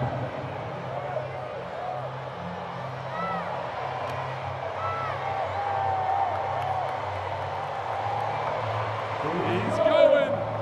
He's making his way. Who's he gonna pick? Mom or dad? Mom or mom? Oh! She used a ploy, I see it. All right. It looks like dad is gonna get pied in the face. The longest pick your parent in Banana Bowl history. Here it goes. Maddox, you get to pie your dad. All right, right in the face. All right, there it is. Let's hear it for 2.5-year-old Maddox and his indecision.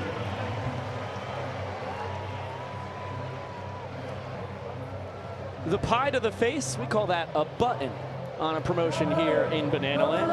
Always good to have something fun at the end of our mid-inning shenanigans.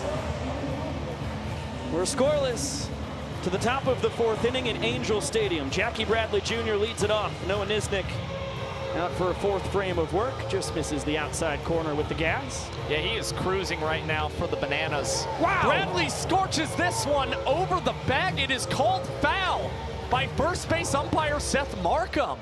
The only way it's a foul ball is if it hit the safety bag in foul territory, because it looked like that hit the bag. Another look. Tough to tell on that first angle. Very tough to tell.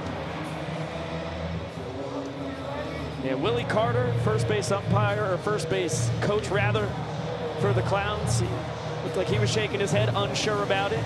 Reese Alexiadis will put that away for out number 1. That's the first ball in play off of Noah Nisnik that the Bananas defense has not turned into a trick play. That's exactly what I was just about to touch on. He's got 3 punch-outs tonight, but before that Reese Alexiadis catch, all 6 outs that had been put in play, they were trick play outs for the Bananas. It is a big reason why they want to see him continue to mow down these Clowns batters tonight in Angel Stadium. Well, Bobby Leday will try his luck. He's retired the first 6 he faced.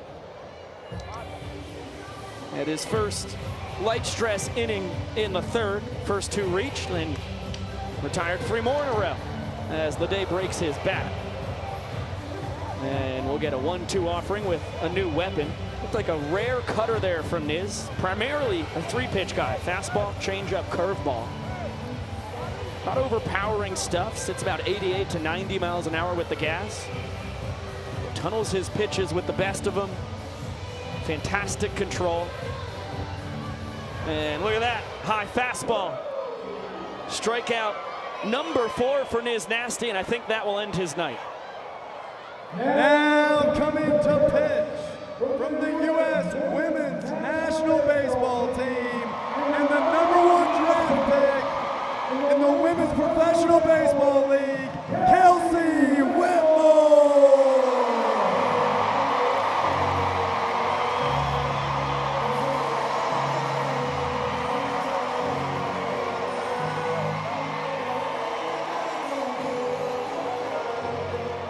Kelsey Whitmore getting a pitch in her home state once again, the pride of Temecula, California. Having a heck of a start to her 2nd World Tour. She has faced 4 batters. She's retired them all, the last 2 via K. Yeah, and she works quick out on the mound. That has already been a noticeable improvement for her in 2026. But she's going to have a very tricky matchup ahead of her in cleanup hitter Chris Burgess. Already with 3 doubles and a home run this season for the Indianapolis Clowns, a guy who has just been mashing the ball. And the guy who does not take any swings off. Ball and a strike on the former Orioles minor leaguer rather. 3 years in Baltimore's farm system. Tries to hold up. He did, says Seth Markham, first base umpire.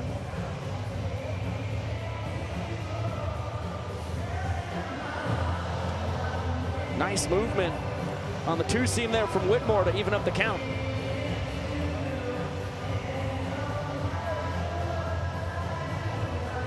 Kelsey's got a 5-pitch mix. Let's see what she goes to on the 2-2.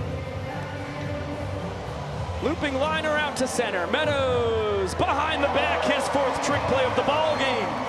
And Kelsey Whitmore remains perfect here in 2026. And DR Meadows continues to flash the leather in center field tonight for the Savannah Bananas. The man with the most trick plays in a single game for an outfielder might be set to break his own record tonight. So I need He'll need everyone 8 to do that. Let's get it down to Jesse Cole.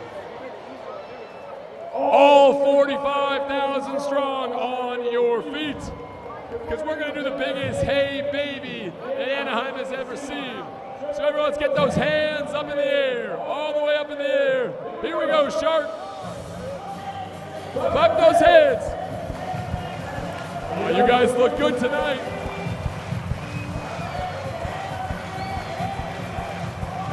Now get those arms waving. Here we go.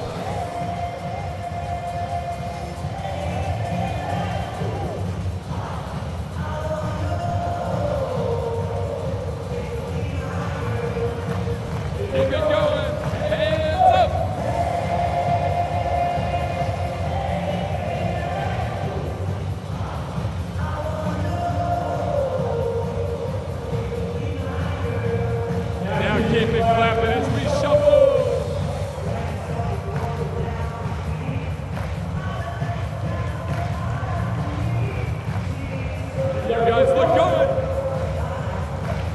Now let me hear you sing it. Go! What a beautiful scene from Anaheim, California. Over 45,000 fans moving it and also grooving it to Hey Baby. Banana Ball tradition.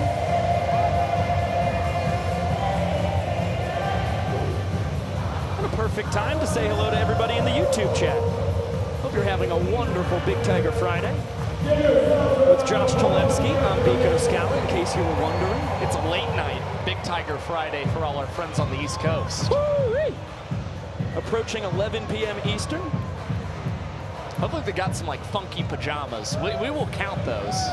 Oh yeah, for a Big Tiger Friday attire? Yeah, right. We're flexible. Just gotta have Big Tiger energy, and that's subjective. Well, I might be one of the inventors of the tradition. You know, it's really up to you if you're rocking Big Tiger energy or not. Oh my goodness.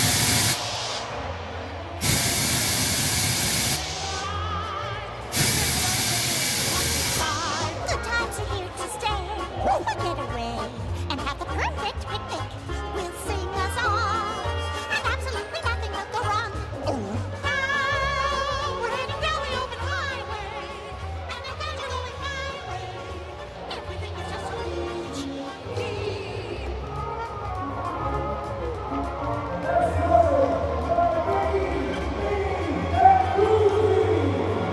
Alex Ziegler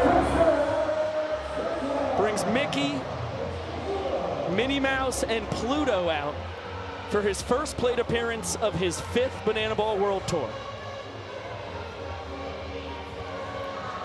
And David Griffin was ready to rumble. Vincent Chapman was not. He says, my bad, or that's on me. I think it was making sure that Pluto could make it back to the dugout safely. I think you're right. What a guy to face for Ziggy here. Swinging it, bat tricking it for the first time in 2026. It's been fantastic as the Nanners designated fielder. He now gets one of the best pitchers in the sport, David Griffin, who's put up 3 donuts so far tonight. And now that he is pinch hitting, the designated fielder can no longer be utilized by the Savannah Bananas tonight. So they'll be forced to play Max Young-Goldberg at first base or whoever else that they see fit. But they would be in the place of Max Young-Goldberg the rest of this game. Liner snag by Correll Prime. Good lumber from Ziegler. Prime robs him of extra bases. Well, Prime, 6'5", huge wingspan, and that is certainly what helped him grab that liner off the bat of Alex Ziegler, trying to just inside out that ball. And instead, the first out for David Griffin, now up to 12 and 1/3 innings pitched without allowing a run, as KJ skies this into shallow right field. The Matt Wolf with a couple tips, and he's balancing the banana ball on his elbow while he makes the grab. I think that's a banana ball record for longest trick play in the history of our sport. Take another gander. There's just nobody else who can do that kind of stuff like Matt Wolf. A big reason why he is currently in as the designated fielder for the Clowns at second base. That's his 4th trick play in as many tries here in his 5th World Tour. Legends of the game shining tonight so far here in Anaheim, as Bill Leroy on a hop, sliding stop, Eli Payton between the legs, Bunting, come on now. 8th trick play on the tour for Payton, it's a doozy.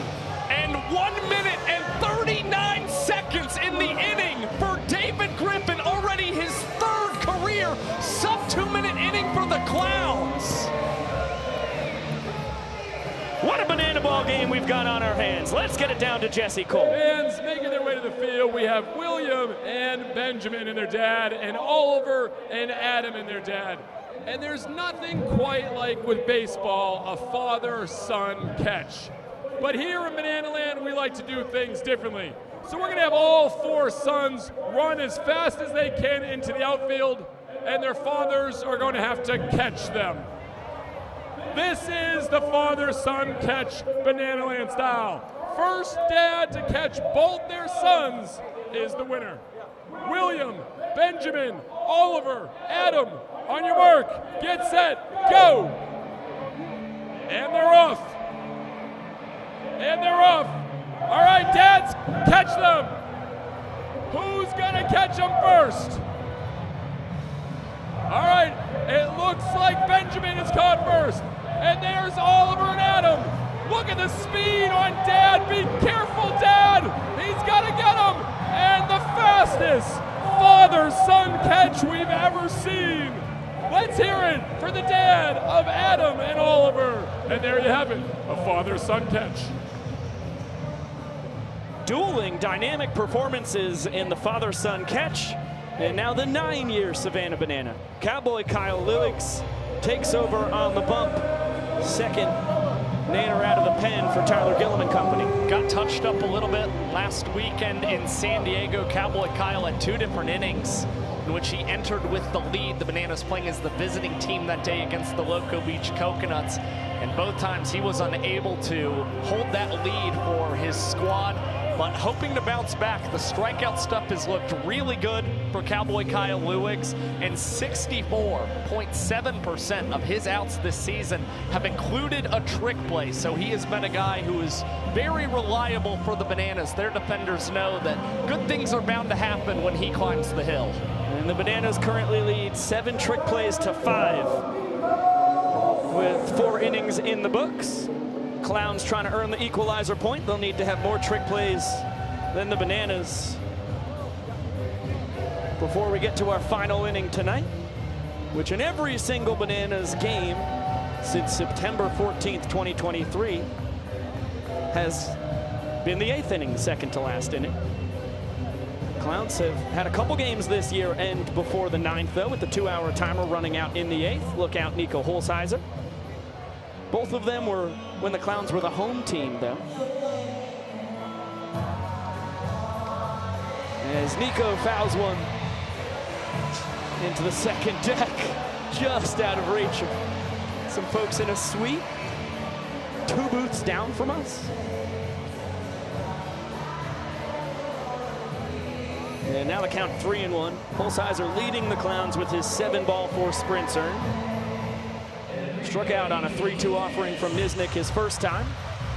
He will get his team leading 8th ball 4 sprint. And will not test the Bananas' strong sprint defense. Nico, a guy drafted by the Dodgers in 2018, traded to the Rays in 2019, spent 6 years in total in the minors.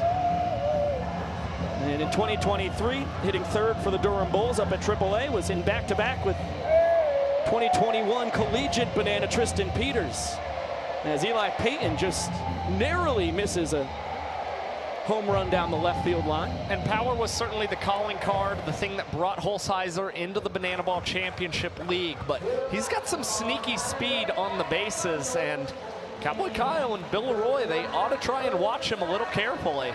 51 career stolen bases across his minor league career for Holsizer. Payton survives the foul ball into the second deck. The fly-out victim his first time. 1-2 from Lewicks.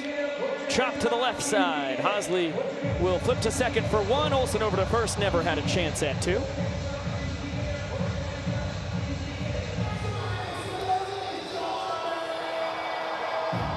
For fielder's choice. Payton replaces Holsizer at first. And now Correll Prime gets to swing it against a member of his pitching staff across the year, last year plus. Payton off for second, throw from Leroy. It wasn't in time, but Payton slid past second and tagged out by Jackson Olsen. Heads up play by the grade 8.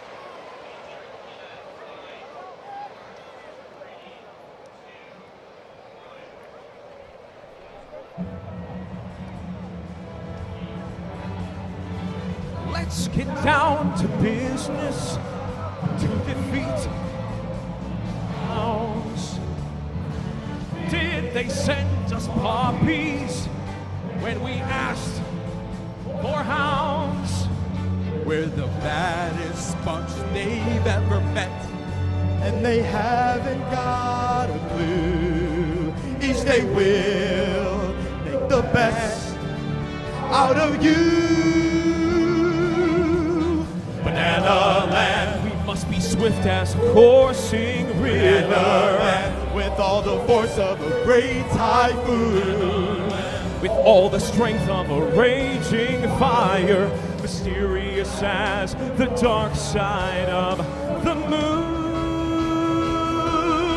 Let it go, let it go. It will rise like the break of dawn. Let it go, let it go. Lead with passion and with brawn.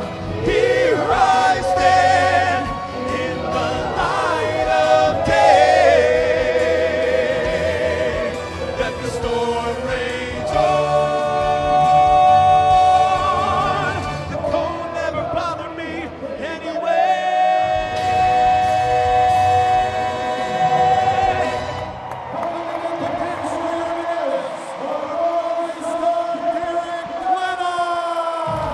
What a collaboration.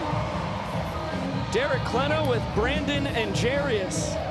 Bright young stars over in the Clowns entertainment world. And a couple kids fresh out of the Savannah College of Art and Design get to sing with the guy who spent 14 years on Broadway. Yeah, and it is so cool to see Derek Klena getting to pitch in his home state. A guy who, you know, it's kind of fitting that he gets to pitch, sing some Disney songs. When he started his theater journey, he was playing Troy Bolton in High School Musical. And now he's kind of like the Troy Bolton of the Savannah Bananas when you think about his extreme talent coming from Broadway and his prowess on that pitcher's mound. And Klena will inherit a 1-0 count against Correll Prime, but so far, as long as he has been in the strike zone, he's been effective for the Bananas. Klena out of West Covina, California. Another Golden State kid on this Nanner squad as Prime hacks at the first offering. And a backflip catch! D.R. Meadows, how do you do? Fifth trick play of the game for number 5. 3 behind the back, a tip drill, and now a backflip catch for number 5, up to 5 trick plays on the night, having an unreal night defensively for the Nanners. The Bananas now up to 8 trick plays overall. They are a quick exchange with his former teammate in Prime. And as we head to the bottom of the 5th inning, still knotted at 0-0. Neither squad has pushed a run across. It's been a pitcher's duel between David Griffin and the combined efforts of Nisnik, Whitmore, Luigs, and now Klena. And as we head to the bottom of the 5th, let's take another journey back in time, because with Jackie Bradley Jr. patrolling center field and getting a swing at here in Angel Stadium, a couple of his iconic moments here. How about July 21st, 2017, putting his body on the line? It was not a robbed homer at the time. With the Walls today, it would have been. Chris Sale can't believe it. David Price and company thrilled about it. And then a year later, April 17th, 2018, that ball was demolished out to right. Get yourself a couple replays. What a view from Martin Maldonado behind the dish. As the man, the myth, the legend, Jackie Bradley Jr. joins us on the broadcast. Jackie, do you remember the catch? Do you remember the homer? I do. Those kind of memories are kind of hard to forget. Now, Jackie, among all the ballparks that you've gotten to play in throughout your career, where does Angel Stadium kind of stack up against the others? I'd say top 15. That's pretty good. Top 15. The weather's always perfect here. You know, the fans have always been pretty amazing, and you know, I got a chance to play against a lot of good ball players in Angels uniform. So from Albert Pujols, Ohtani, Mike Trout, the list goes on and on. Jackson Olsen leads off the bottom of the 5th. David Griffin Your ace has been absolutely fantastic tonight. How much fun is it playing defense behind the former Mets minor leaguer? It's awesome because he throws strikes. That's the key in this league. You know, he's not going to walk many batters, and he's going to fill up the zone. Only one ball four sprint allowed tonight so far for Griffin as he paints the outside corner. 2-2 on Jackie, popped out into that wild Chris Burgess deflection trick play to Correll Prime, and that high slider. What? Another strikeout. Fifth punchy for Griffin tonight. Now, Jackie, I'd be remiss if I didn't, kind of ask you. Last weekend, you finally got your first career banana ball home run, a first-inning walk-off shot against Austin Temple. Yep. What was that moment like for you? What were you seeing there at the plate? It was a great moment, just because obviously, you want to do something special for your team, and in that particular moment, winning that inning is what we needed. And sorry, y'all kind of cutting in and out, so I'm just trying to make sure y'all can hear me. We've got you loud and clear. Ball and a strike. But I saw a fastball kind of up and in. Oh yeah. And I didn't miss it. No, you didn't. Get back there. Get back there. Get back there. You good? Look at me. Joe Gray Jr. Tim Trill. No. Dives for it. Can't come up with it. And Rack will be at third on the three-base trick play missed. First trick play missed in Joe's young banana ball career.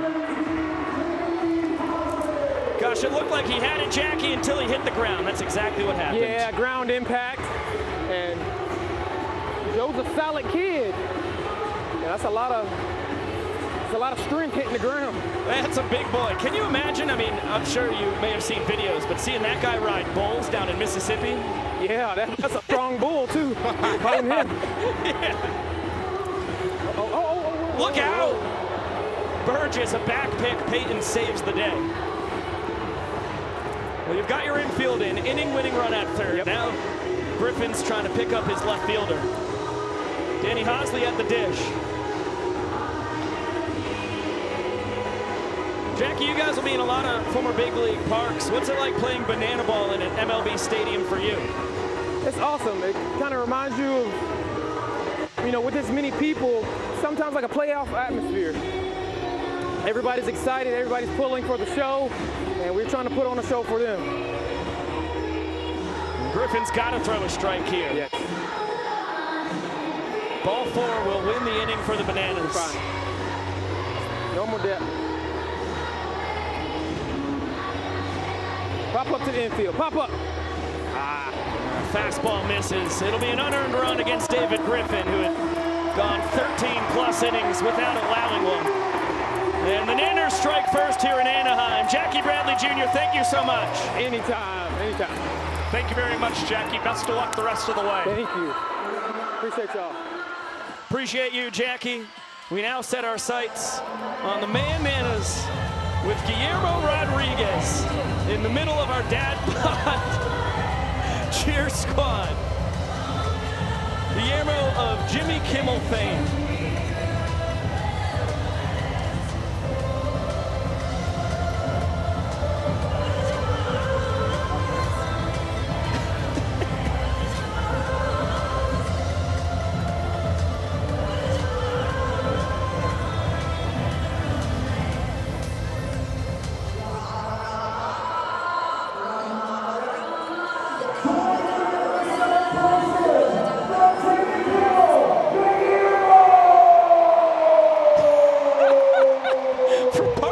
Security guard to dancing in front of over 45,000 fans with the Bananas in Angel Stadium.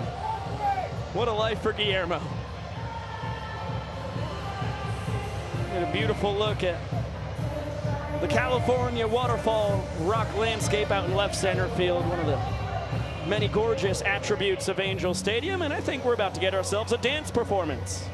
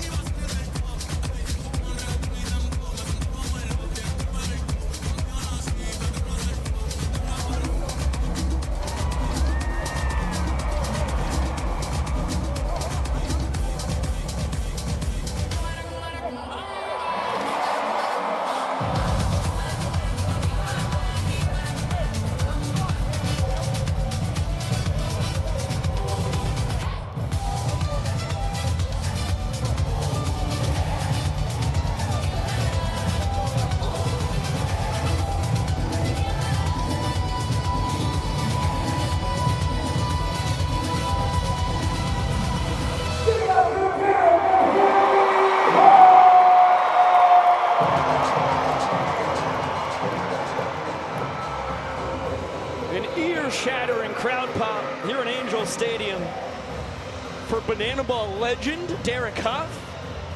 His second fantastic dance performance here in Banana Ball. Last year it was in San Diego for Dancing with the Stars all-time record holder with 6 championships.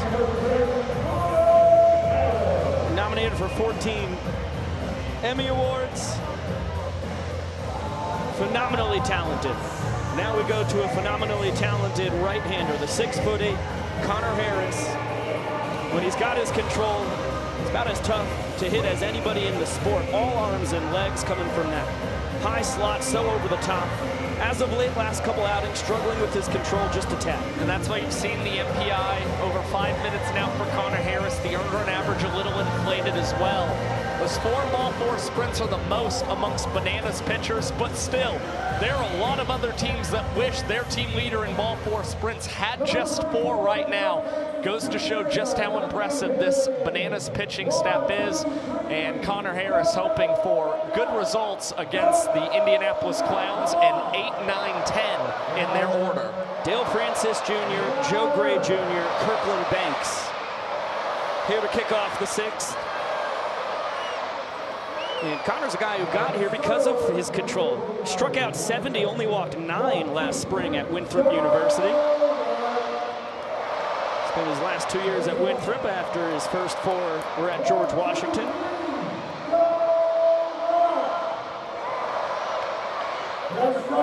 Ball and 2 strikes on Francis Jr., singled his first time. That strikeout to walk ratio for Harris, you mentioned, Beeks, he was the 5th best in the country last season. So this guy's very used to throwing strikes and does so here. Francis with a laser up in the 3rd deck, but not corralled by the fans. It's pretty much just 4-seam fastball, 12-6 curve, kick change. Harris tinkering with the slider as the fastball's fouled straight back. Francis hanging tough.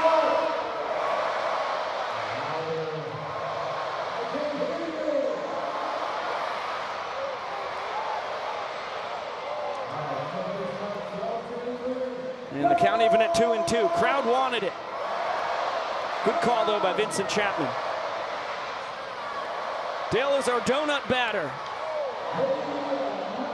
Getting no donuts on this one. Reese Alexiadis, tornado catch with the super after, to the delight of the full capacity crowd in Anaheim. I mean, what these outfielders are doing tonight for the Bananas are unreal. We saw the back flip from Meadows, now a tornado catch from Alexiadis.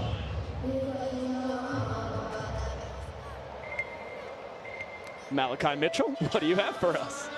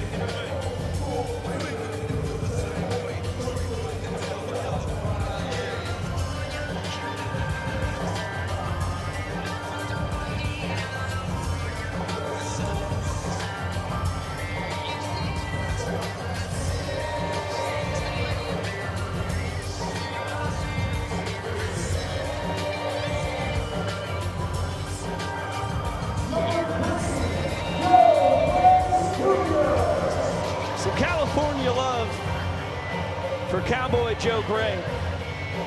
Struck out his first time. One of the most prolific resumes in the sport. 7 years in minor league baseball, was at one point the #3 prospect in the Milwaukee Brewers organization. They grabbed him in the 2nd round back in 2018 right out of Hattiesburg High School. Chopper, this is going to be a tough play. Joe can really fly, and there's no play. Infield single for Cowboy Joe Gray. And that's nice to see. He has not had a lot of success at the plate. Enters tonight with just a 130 batting average on balls in play. That is an abnormal number, not what you're used to seeing. Usually guys are hovering around 300, so it just goes to show he's had a lot of bad luck to start his young banana ball career. So good speed on first for Kirkland Banks, who flew out to one of DR Meadows' 5 trick plays on the night. His first time. He's got 2 balls and no strikes on him.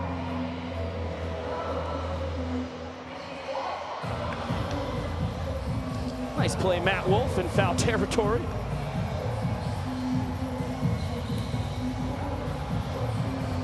Mentioned earlier, Joe Gray Jr., a guy who is as farm boy as they come around here. We got a lot of farm boys in Banana Land. I mean, this is a guy who grew up on a farm with over 350 acres. At its largest, it was over 2,500 acres.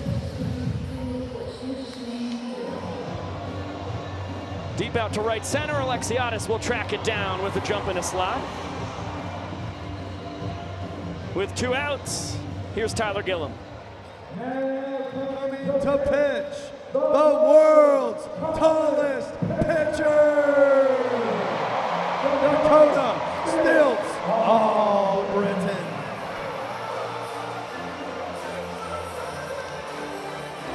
We're talking about one of our most prolific farm boys in Joe Gray Jr. Nobody's more country than Dakota Stilts All-Britain. The pride of Ellaville, Georgia,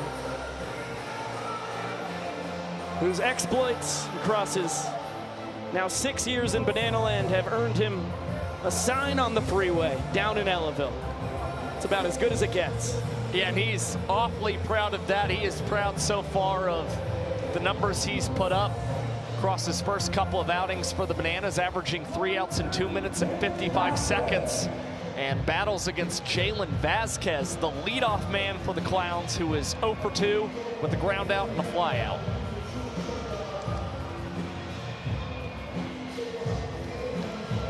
JV's hitting to trick plays in both of his trips to the dish so far tonight. Foul ball not caught by the fans.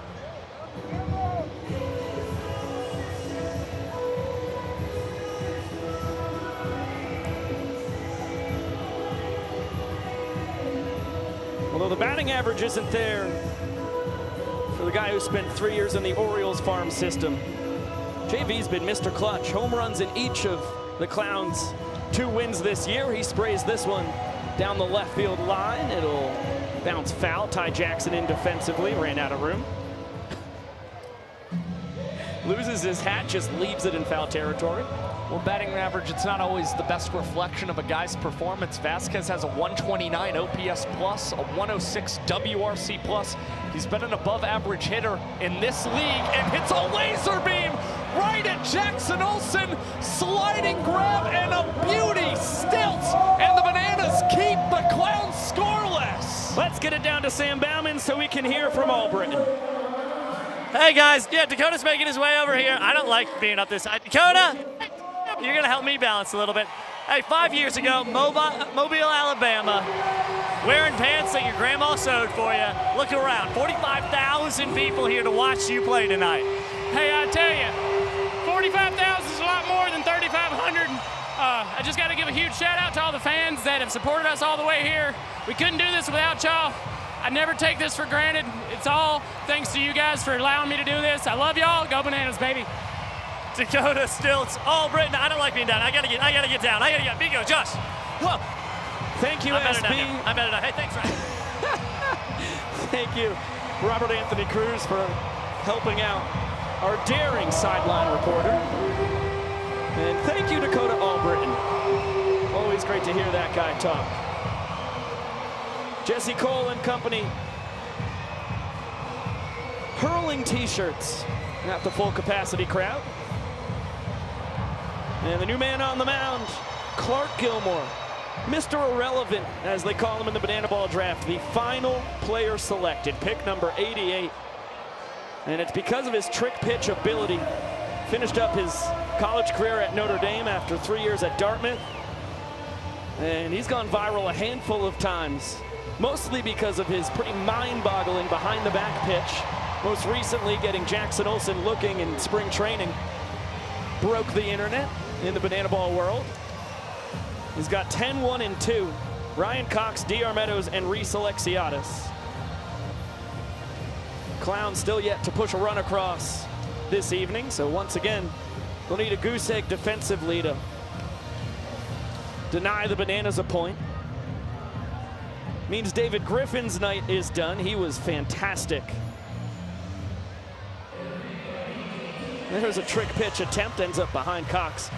Griffin, for his troubles, 4 1/3, 1 unearned run, 5 strikeouts. So cool to get to see him go against this Bananas lineup. Without the trick play missed and left, feel pretty confident Griffin would have ended up with 5 scoreless. You never know.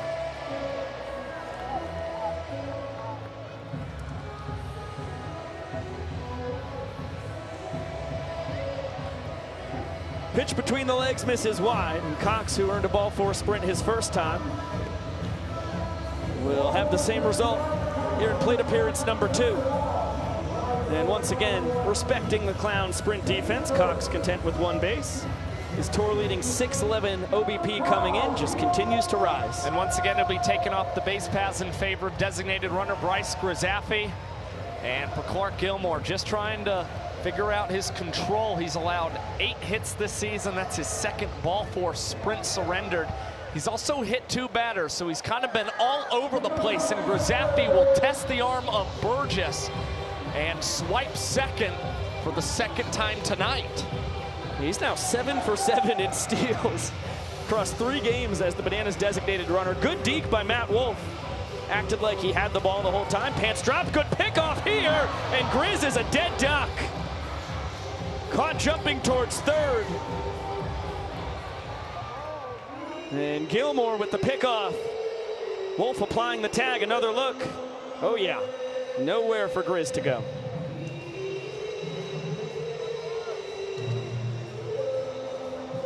You know he was thinking about swiping third right there. That's a heads-up play by an Ivy League man on the mound. And as this one's shanked foul, we'll get another 1-2 from Gilmore to Meadows.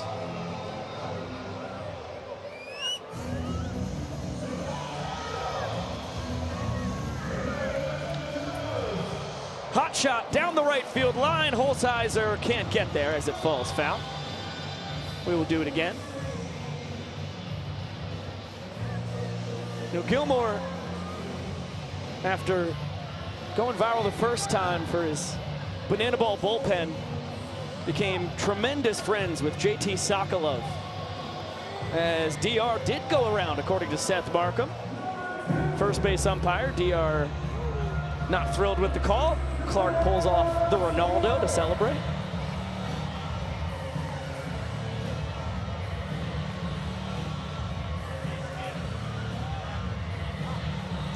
But for 2 guys, and Gilmore and Sokolov, who did not know each other before becoming a part of this banana ball universe, guys who talk on the phone every day these days, help each other with content, talk about how to improve as banana ball players. 1-2 now on Alexiadis. These are guys who are roommates in Savannah. They spend a lot of time together. And from JT's standpoint, he said Gilmore was very much like a lot of the teammates that he had throughout his college career. It was just a natural friendship. And they even went to the same banana ball tryout in Savannah together.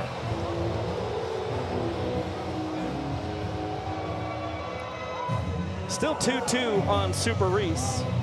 Fly out and a strikeout on his docket tonight. That one is going to end up being a steal of first base. Heck of a play by Burgess. Wow, he made it a lot closer than it should have been. Good job by Matt Wolf. Fundamental banana ball backing that up, although the ball did end up getting all the way to Holsizer. The threat of Wolf being there kept Alexiadis on first.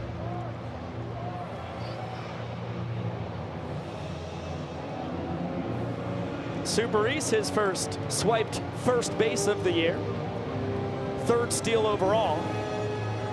And it looks like here comes our bat boy. Our 6-year-old bat boy,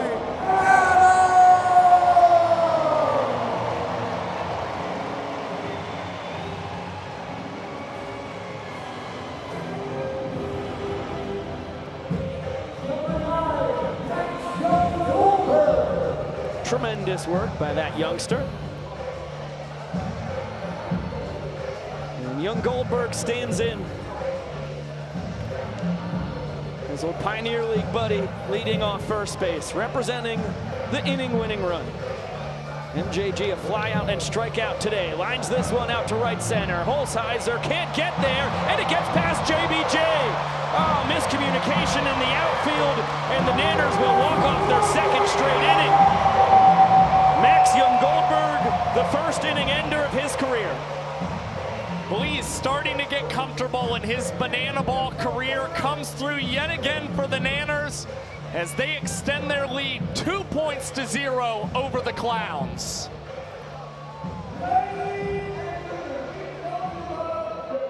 Boys here in banana ball, but tonight we are looking for the ultimate Batman. Oh, that's right, ladies and gentlemen. Tonight is more about saving the bases than saving the city. And here's how it's gonna work.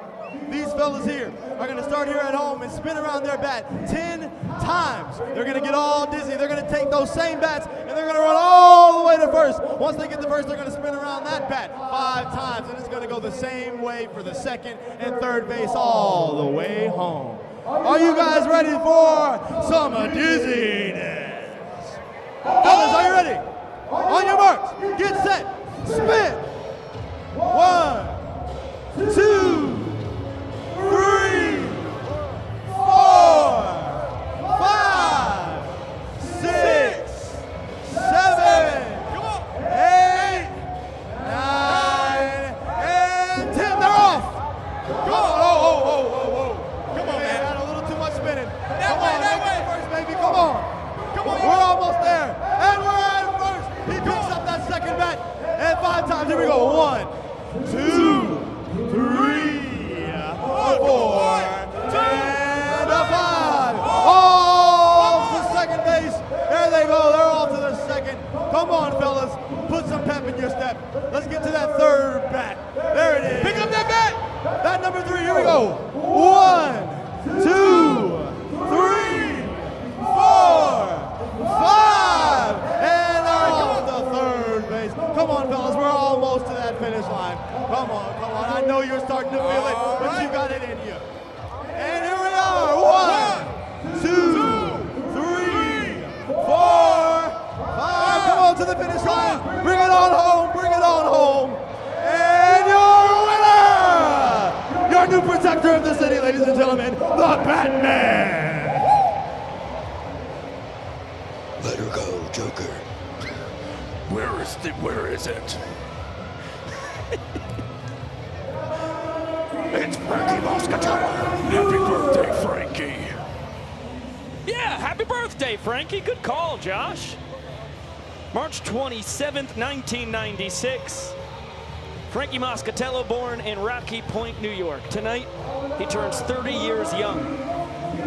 And it's been a nice start to his rookie campaign. He's getting the strikeouts. He's not exactly working at a lightning quick pace yet, but it is early in his banana ball career. The Bananas have a lot of reasons to feel encouraged about Frankie. And this is a guy who candidly told us he wasn't sure whether he'd wind up drafted onto a banana ball team, but he heard from the Nanners, he heard from the Indianapolis Clowns, and said he really thought he was going to be an Indianapolis Clown. Now he is getting to pitch against the team he expected to be drafted to, and facing off against their star, Jackie Bradley Jr., who avoids a foul out to a fan on the 1-0 pitch. 2, 3, and 4 in the lineup for the Clowns. First overall pick in the draft, squaring off against the Bananas' 6th rounder. Moscatello went 44 overall. And a bouncer to Max Young Goldberg. He'll flip it under the leg. Moscatello can't get the feed. JBJ looking for 2 bases. He'll get him standing as Leroy's throw goes into center, and that is where Jackie will stay put with Meadows backing up. The official scoring decision on that one, Josh. I'm gonna go E1. I don't see a problem with the feed from Young Goldberg to Moscatello coming to the bag. So I'm gonna say that one's on Frankie. Please welcome the flexibility coach, Mamadou How about Amadou Diallo, 23 years old, born in Guinea, Africa, moved to the U.S. 1 year ago to Columbus, Ohio. One of 2 twins with his brother Al Hassan. And there are not many people on planet Earth who can do that. That is ridiculous. And I used to think that you were the most impressive person I've ever seen when it comes to moving their body. Wow, thank you. Not anymore. You have been usurped. Yeah, certainly not anywhere near as flexible as Amadou, one half of the Elastic Boys. Check them out on Instagram. They've got over 400,000 followers. That's how we found Amadou. And being, as JBJ taking off for 30, got an unreal jump. No chance for Leroy. Jackie stole that one on Moscatello. His second swiped bag in as many tries. And Bobby Leday talked about it earlier. One of 3 Clowns tied for the team lead with 8 runs batted in, trying to separate himself from JBJ and Burgess, who waits on deck. That'll do the job. Well, maybe not as deep as I first thought. Ty Jackson faking behind the back, and it will not get JBJ in. Well, I think Ty Jackson was trying to deke out Jackie Bradley Jr. Looking like he wanted to go behind the back, see if JBJ would maybe stray off of that third base bag. Instead, Ty just fine with showing off the cannon, keeping him at third base and bringing Chris Burgess to the dish.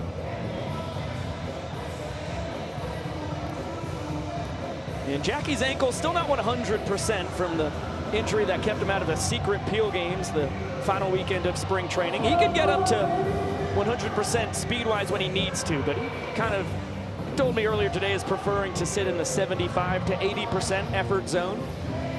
You saw the play he made a couple weekends ago crashing into the wall in Frisco, Texas. I mean, he can move when he needs to. Chris Burgess turn on a ball just a little early. Foul home run smashed down the left field line. I mean, this is power on power. Frankie Moscatello, one of the harder throwers in the sport since 92 to 96, has touched 98. And Burgess jackknifing out of the way of the splitter. 2-2. Right side of the Niners infield is in. Left side is halfway. Called strike 3. Beautiful front door curve. Catches Burgess looking.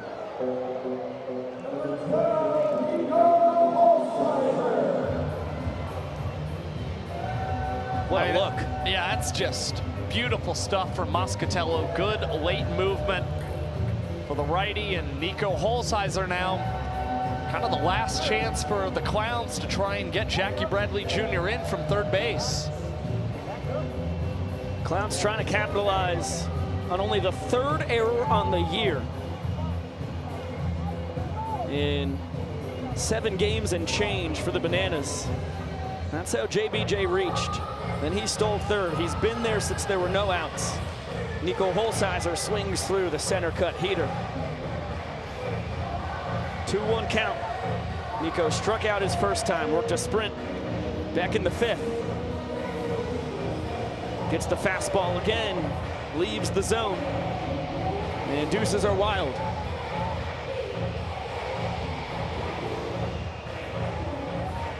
The 2-2 from Moscatello to Holzheiser. Splitter misses, count is full. Ball 4 scores a run.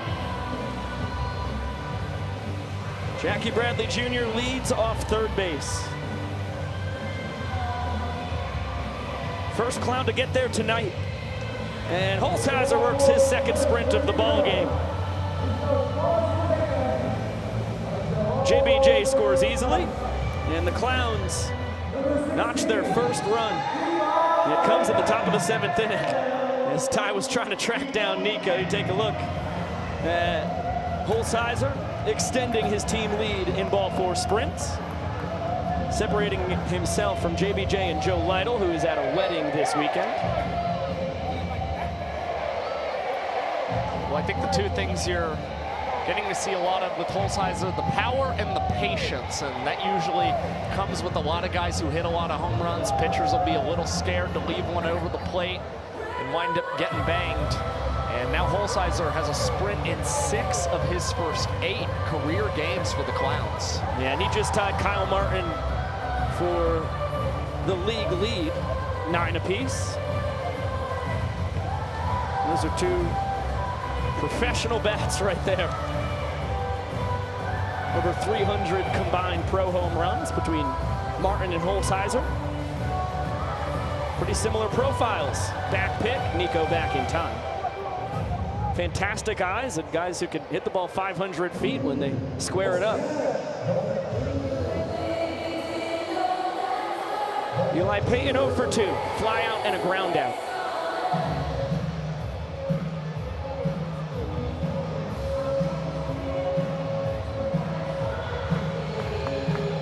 Dangerous pitch coming to a guy with 2 long balls on the tour.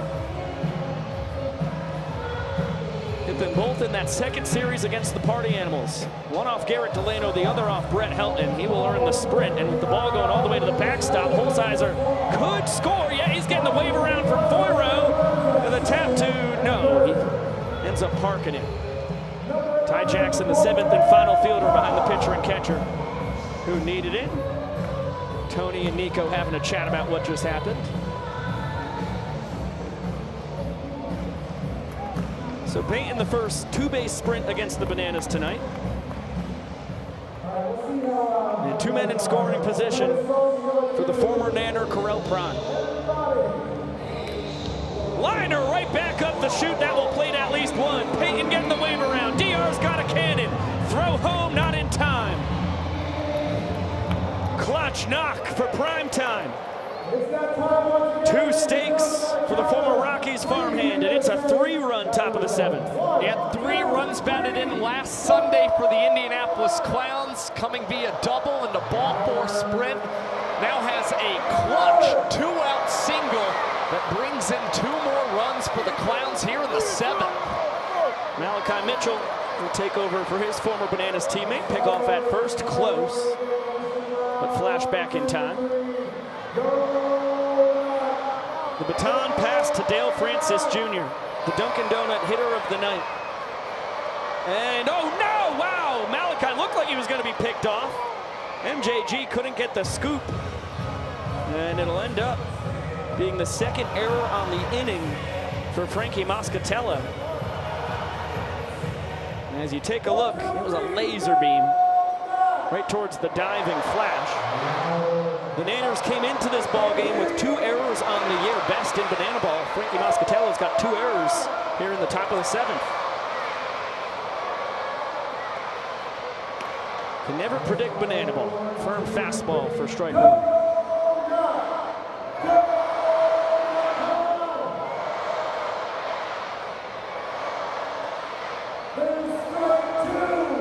That's a sword on a curveball from Moscatello. The Bananas want the crowd to get some free donuts. Moscatello can't deliver on that 0-2 all the way up to the 3rd deck, not caught. Dale a single his first time, flew into the tornado catch, and a deep fly out to Alexiadis in right his last time. Easy take for Francis.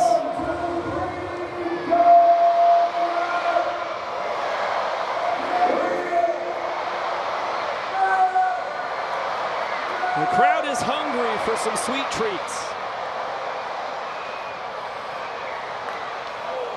And that ball yanked foul with some chutzpah. We get another 1-2. Good battle between Moscatello and Dale Francis Jr.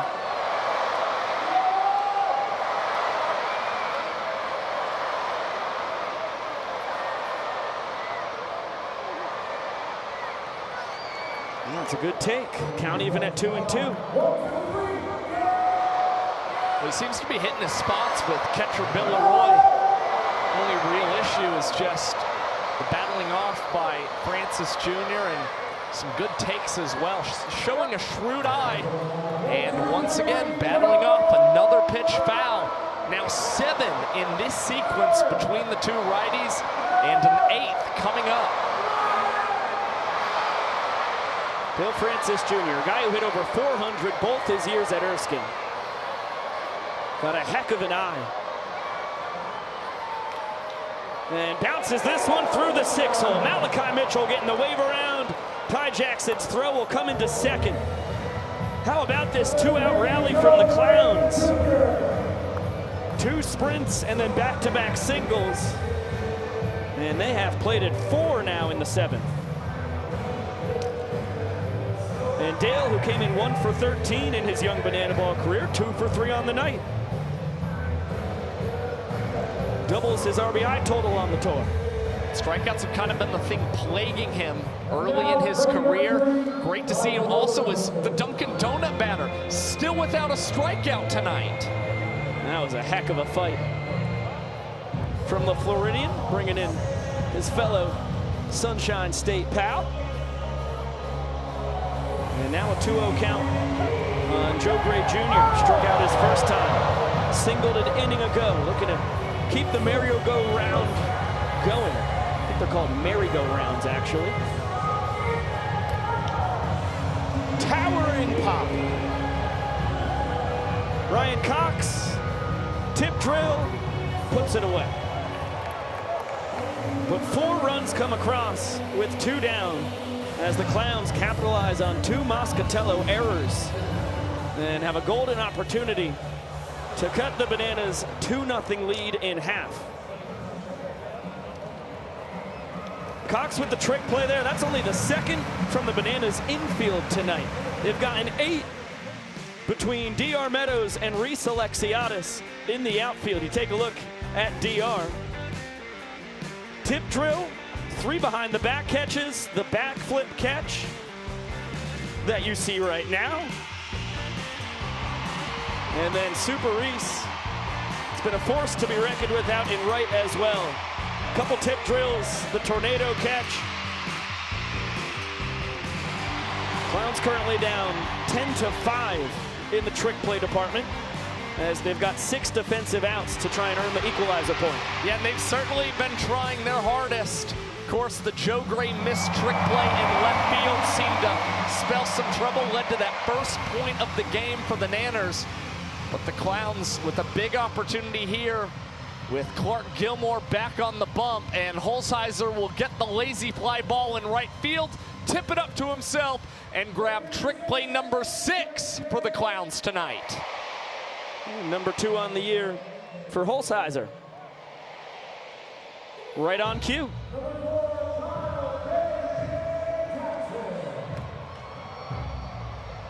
Kyle Jackson for the fans, not caught. KJ having a superb 3rd World Tour, 2nd full season in banana ball. The runner-up for the Rookie of the Year last year, taking on Clark Gilmore, is out for his 2nd inning of relief. Little check swing will end up off the netting. Kyle Jackson comes in hitting .421, a .542 on base percentage, which somehow is only 3rd best on the Bananas behind Cox and Meadows. Trick pitch does not land for Gilmore. Goes back to hurling it the old-fashioned way into the 2nd deck. Perfect catch. The fan wants it to not be true, but you cannot reverse that. First foul out to the fans tonight, and it takes care of KJ.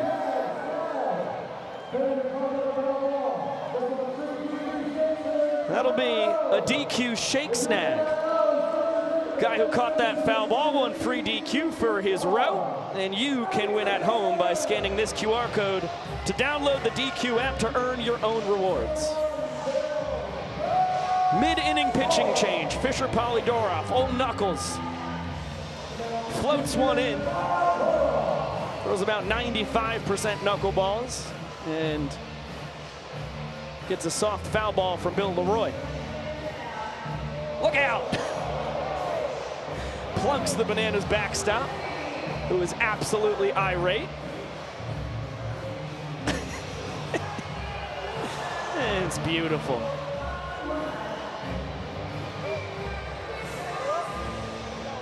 Another look. Yeah, sometimes the knuckleball goes where you want it, sometimes it does not.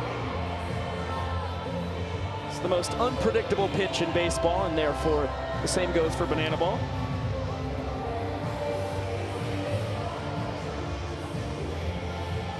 For those who may not know, the knuckleball, you want as little rotation as possible. You just let the elements take the ball and let it dance for you.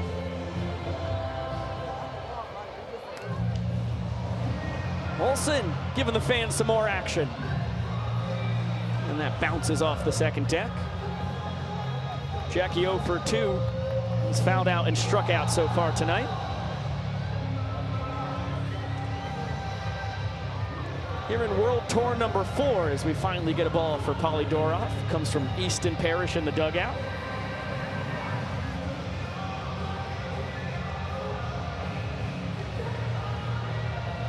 And that's going to be a fair ball. Chris Burgess, what do you got for us? He's just going to tap it right to Jackson Olsen. That's a 2 unassisted in the book. And Polydorov able to strand his hit batsman on first. You get another look here. Oh, yeah. Put some funky English on that one.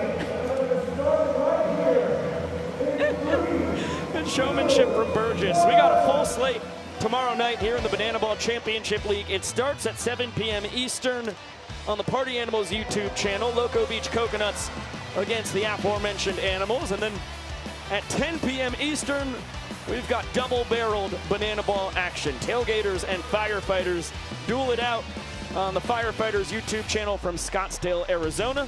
And then the Nanners and Clowns have the finale right here from Angel Stadium. Once again on the Bananas YouTube channel. You can also watch on the ESPN app, Disney Plus, and you can listen in Spanish on the Bananas YouTube as well. Yeah, it's looking like a very interesting slate. I can't wait to see the Coconuts battle it out against the Party Animals for the first time. And tomorrow the Clowns get to play as the home team against the Savannah Bananas, which will be a really unique game for them here in Angel Stadium. 1-0 count on Kirkland Banks, the 10-hitter, as Grant Besser is the new man on the mound for the Bananas. 6th Nanner to toe the slab tonight. A lot of action coming from the Bananas bullpen after Nisnik went 3 2/3 scoreless. And that'll be 4 straight bad ones to Kirkland Banks, who's content with 1 base on his first sprint of the affair. Couple flyouts so far tonight. 10-hitter is aboard for the Big Boppers at the top.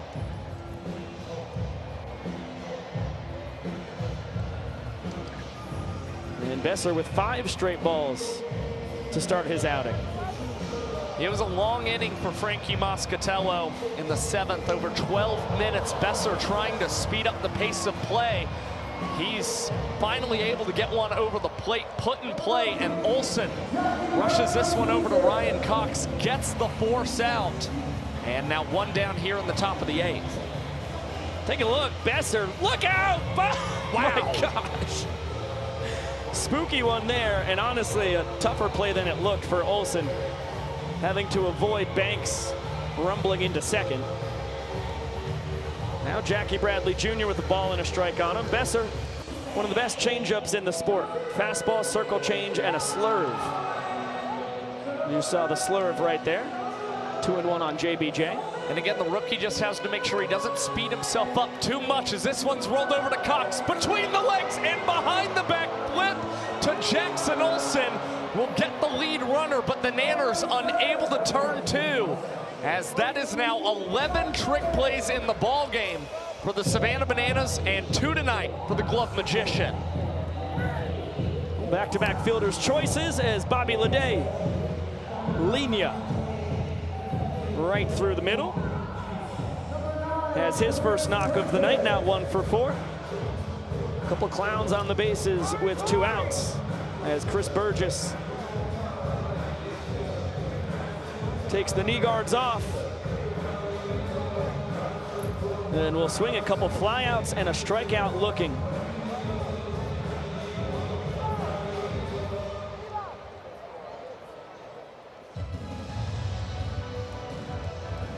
As Burgess quickly behind 0-2. Pride of Lithonia, Georgia. And he will send a chopper to Cox. Another trick play from the glove magician. Certified by MJG over at first.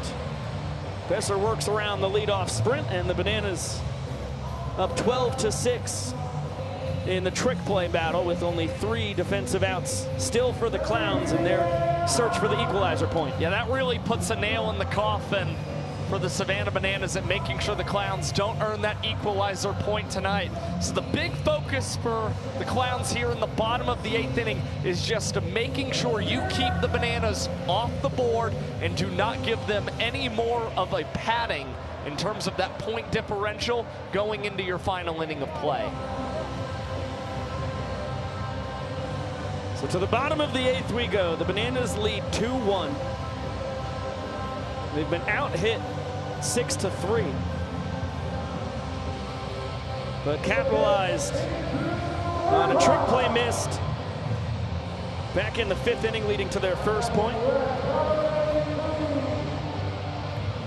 And then a walk-off RBI double for Max Young-Goldberg in the 6th. The difference as you get a quick look at the numbers from Drew Irvine here in his rookie campaign. He's got Rack, Hosley, and Cox, bottom 3 in the order. As the fastball misses up, Irvine out of Clive, Iowa, pitched at the University of Iowa, as this is a towering pop for the fans to take a swing at. They catch it! Ho-ho! How about the youngster in the Loco Beach Coconuts jersey? Heck of a snag on a moon scraper of a foul pop. Rack is in utter disbelief.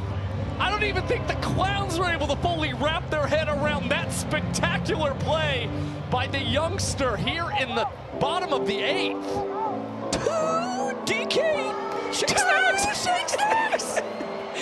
Ty Jackson, LFG as the kids say, has a hit in his first plate appearance of the evening, swinging it in Danny Hosley's 9-hole spot. Started as the extra hitter, Ty into left. Rack has moved into the extra hitter role. And now Ryan Cox, a couple sprints on the night, will swing it. You know what's also interesting? Those 2 foul outs, man. 2 of the most popular guys on the Savannah Bananas, Rack and KJ, they're the victims. Just never know. Ball and a strike on Ryan Cox.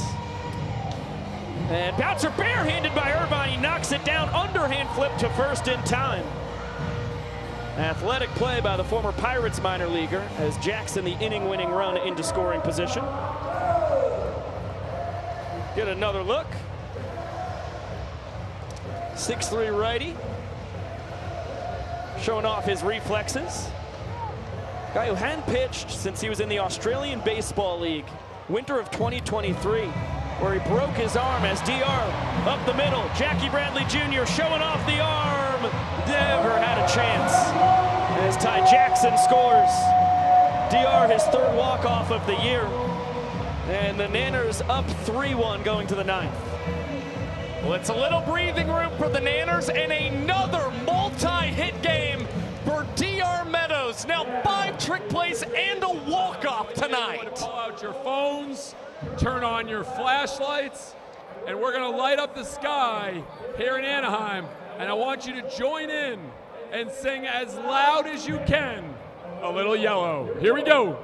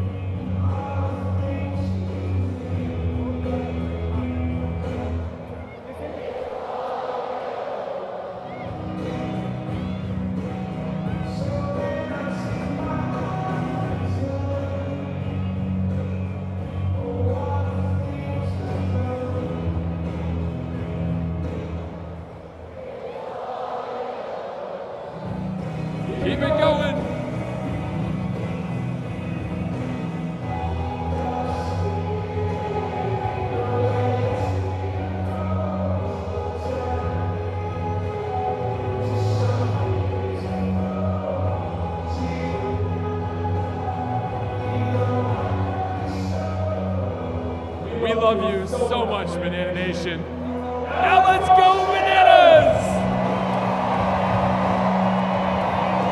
Powerful scene here at Angel Stadium. Over 45,000 fans on hand. The 518th straight sold-out crowd, and now the young professor will speak to the folks here in Anaheim. Sound of the bells means it's time to cast our gaze on the scoreboard. Heading into the 10th inning, the score is 3 points for the Bananas to 1 point for the Indianapolis Clowns. Here's the thing about the game of banana ball. In the final inning, every run counts for a point. That means that right now, the Indianapolis Clowns are as dangerous as ever. On the other hand, the Savannah Bananas need just 3 outs to lock down a victory here tonight in Anaheim. So ladies and gentlemen, let's get loud because this is the final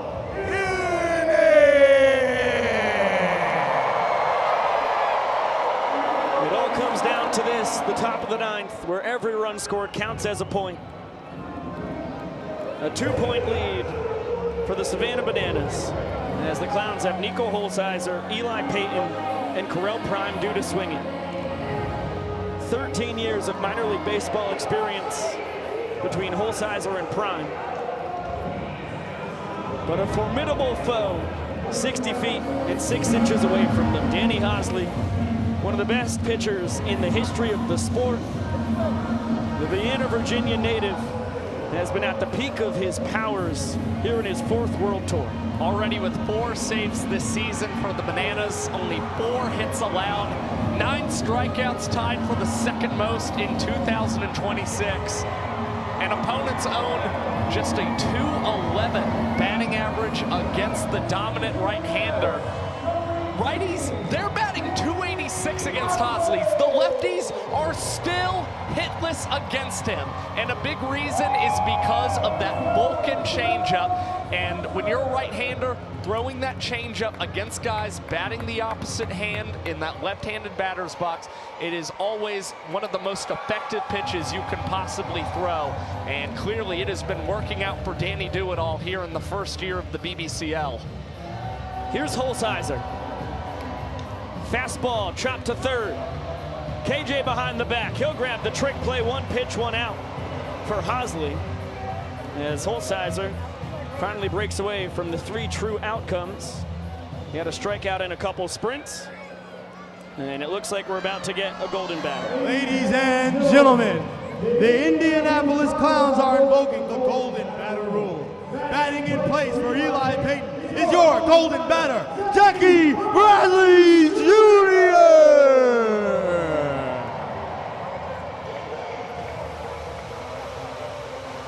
Makes sense. When you've got a former big league all-star, 2-time World Series champ, ALCS MVP.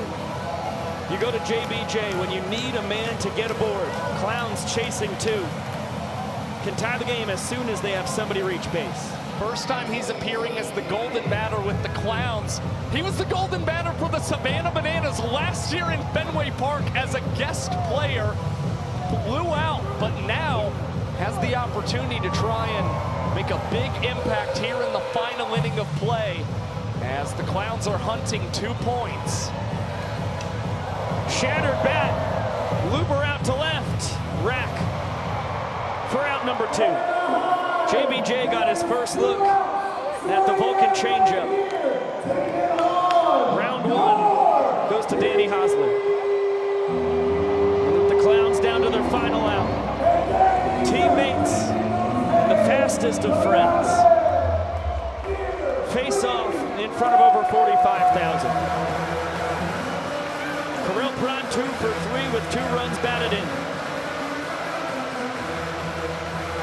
Prime, Hosley, and Ty Jackson, an inseparable trio last year. Everywhere we went on the Banana Ball World Tour. And that's going to be fair! Down the 3rd base line! Correll Prime's going to have extra bases. He's thinking about 3. He will park it at 2nd. No reason to get crazy. Primetime passes the baton.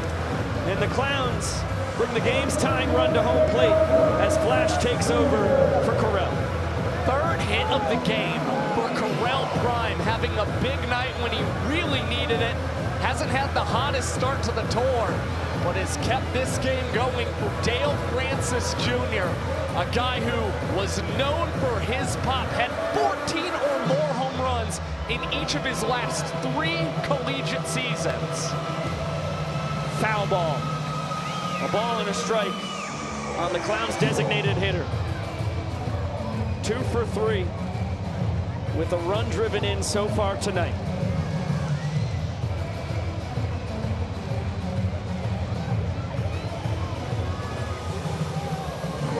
Changeup misses.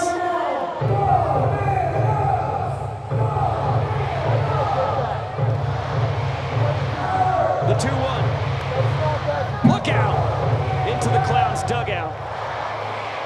In Indianapolis, down to their final strike. Deuce is wild. 2-2 from Hosley to Francis Jr.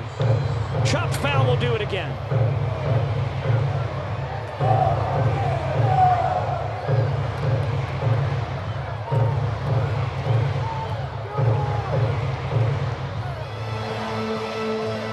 Another 2-2. Fouled away. Hosley went after him with the gas. Francis just missed it. I mean, this guy is proving tonight that he is a battler in late inning situations. Went 8 pitches against Moscatello before getting the single. Now he has run the count full, and we'll see at least 8 pitches from Danny Hosley. The pitch. Swing and a miss. The Vulcan changeup gets the game-winning strikeout as the Savannah Bananas improve to a league-best 7-1 and take the first ever battle against the Indianapolis Clowns. I mean, you just see, there aren't many revolutions on a Vulcan changeup that come out of the hand of Danny Hosley. It is so hard to pick up on in that batter's box. And his best friend and teammate Ty Jackson, the first man to leap into his arms and celebrate win number 7 this year for the Savannah Bananas, continuing to set the pace in the Banana Ball Championship League, and it has certainly come on the backs of their pitching staff yet again. Derek Klenner will sing as the Nanners perform their victory dance. You better hit the right and hit the left now. Turn around and slide. We made it through all the tears and all the years. We need to move. Me and you, we got a one step closer. Oh,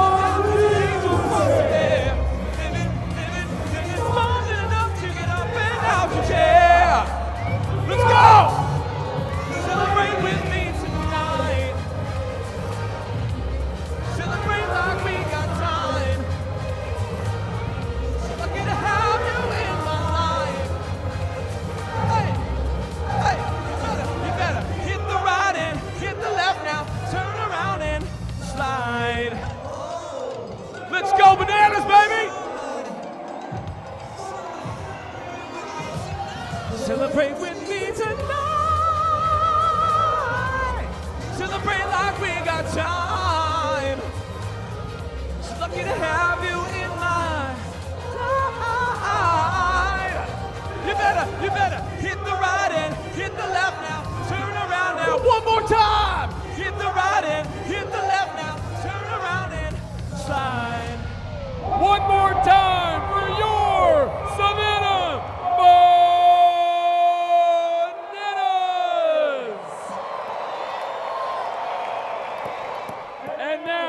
playing their first game at a major league stadium. Let's also hear for the Indianapolis Clowns. Fans, thank you so much. Sold out crowd, 45,000. You brought the electricity, you brought the energy. We appreciate your love. You're the reason why we do what we do. So we're gonna have our captain break it down right now with a Banana Land tradition. Anaheim! You know what? I'm going to say it. You guys are the best crowd that we've experienced across this entire country.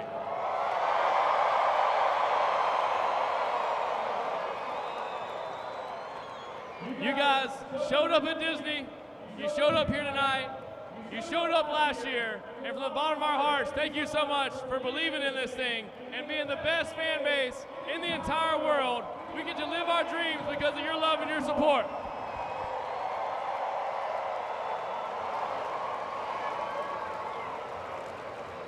Now, I do want to talk about something that I believe is even more important. I don't know what you came in here with tonight. I'm not sure what phase of life that you're going through, what struggles you guys may be experiencing, but I hope you felt loved, and I hope you felt welcome here in the ballpark tonight. I hope you feel like you belong, and I hope you experience joy, because that's the most important thing about this whole thing that we do. It's about experiencing joy as human beings, and it's bigger than a game. It's bigger than competition. I love the Clowns. I love all my brothers out here on the Crowns, all my brothers on the Bananas. It's much bigger than a game.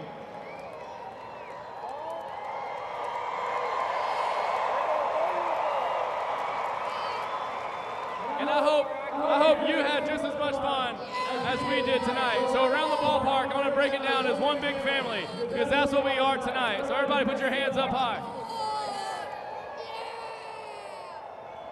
I like that. I got a feeling you guys are about to be really loud. I need to know something before we break it down. Are you ready?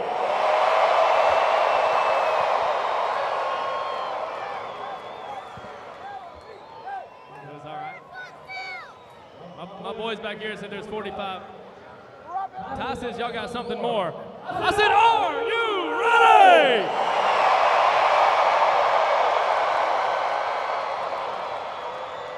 Hands up. We're going to break it down on fans first, on 3. 1, 2, 3. We love you, Anaheim. Thank you so much. Always awesome getting to hear from the 9-year nanner himself, the Duke of Dublin, Georgia, Bill Leroy. As you get a look at our showman of the game, DR Meadows, 2 for 4 at the dish. The walk-off in the 8th inning. And defensively, 5 trick plays, 3 behind the back, tip, drill, a backflip catch. What more could you ask for? I mean, he's just been unbelievable to start yet another world tour for the Savannah Bananas. A guy who is leading the team with the most runs over a replacement player entered tonight with a 9.8.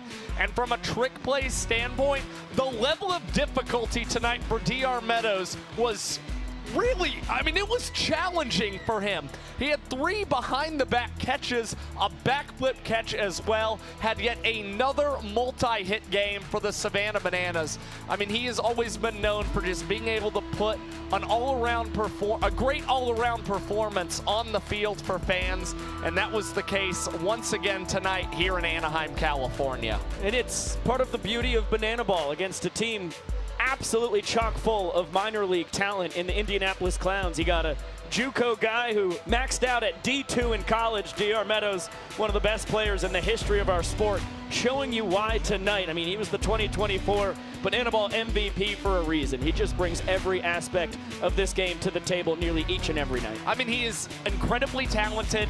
He's got a lot of confidence as well whenever he's at the plate, and he doesn't try and do too much. We know that DR's never been known for his power, but son of a gun, it's like Moneyball. He gets on base. He just keeps racking up hits, and that is a main reason he was a coach franchise pick for the Savannah Bananas, an easy one for Gillum and Virant. It's a very young tour. We're only 8 games in. He came into the night hitting .522. He goes 2 for 4, so he's still hitting above 500. It's pretty ridiculous what the doctor is doing here in his 4th World Tour. Let's hear from the man himself. From that, we'll get it down to SB.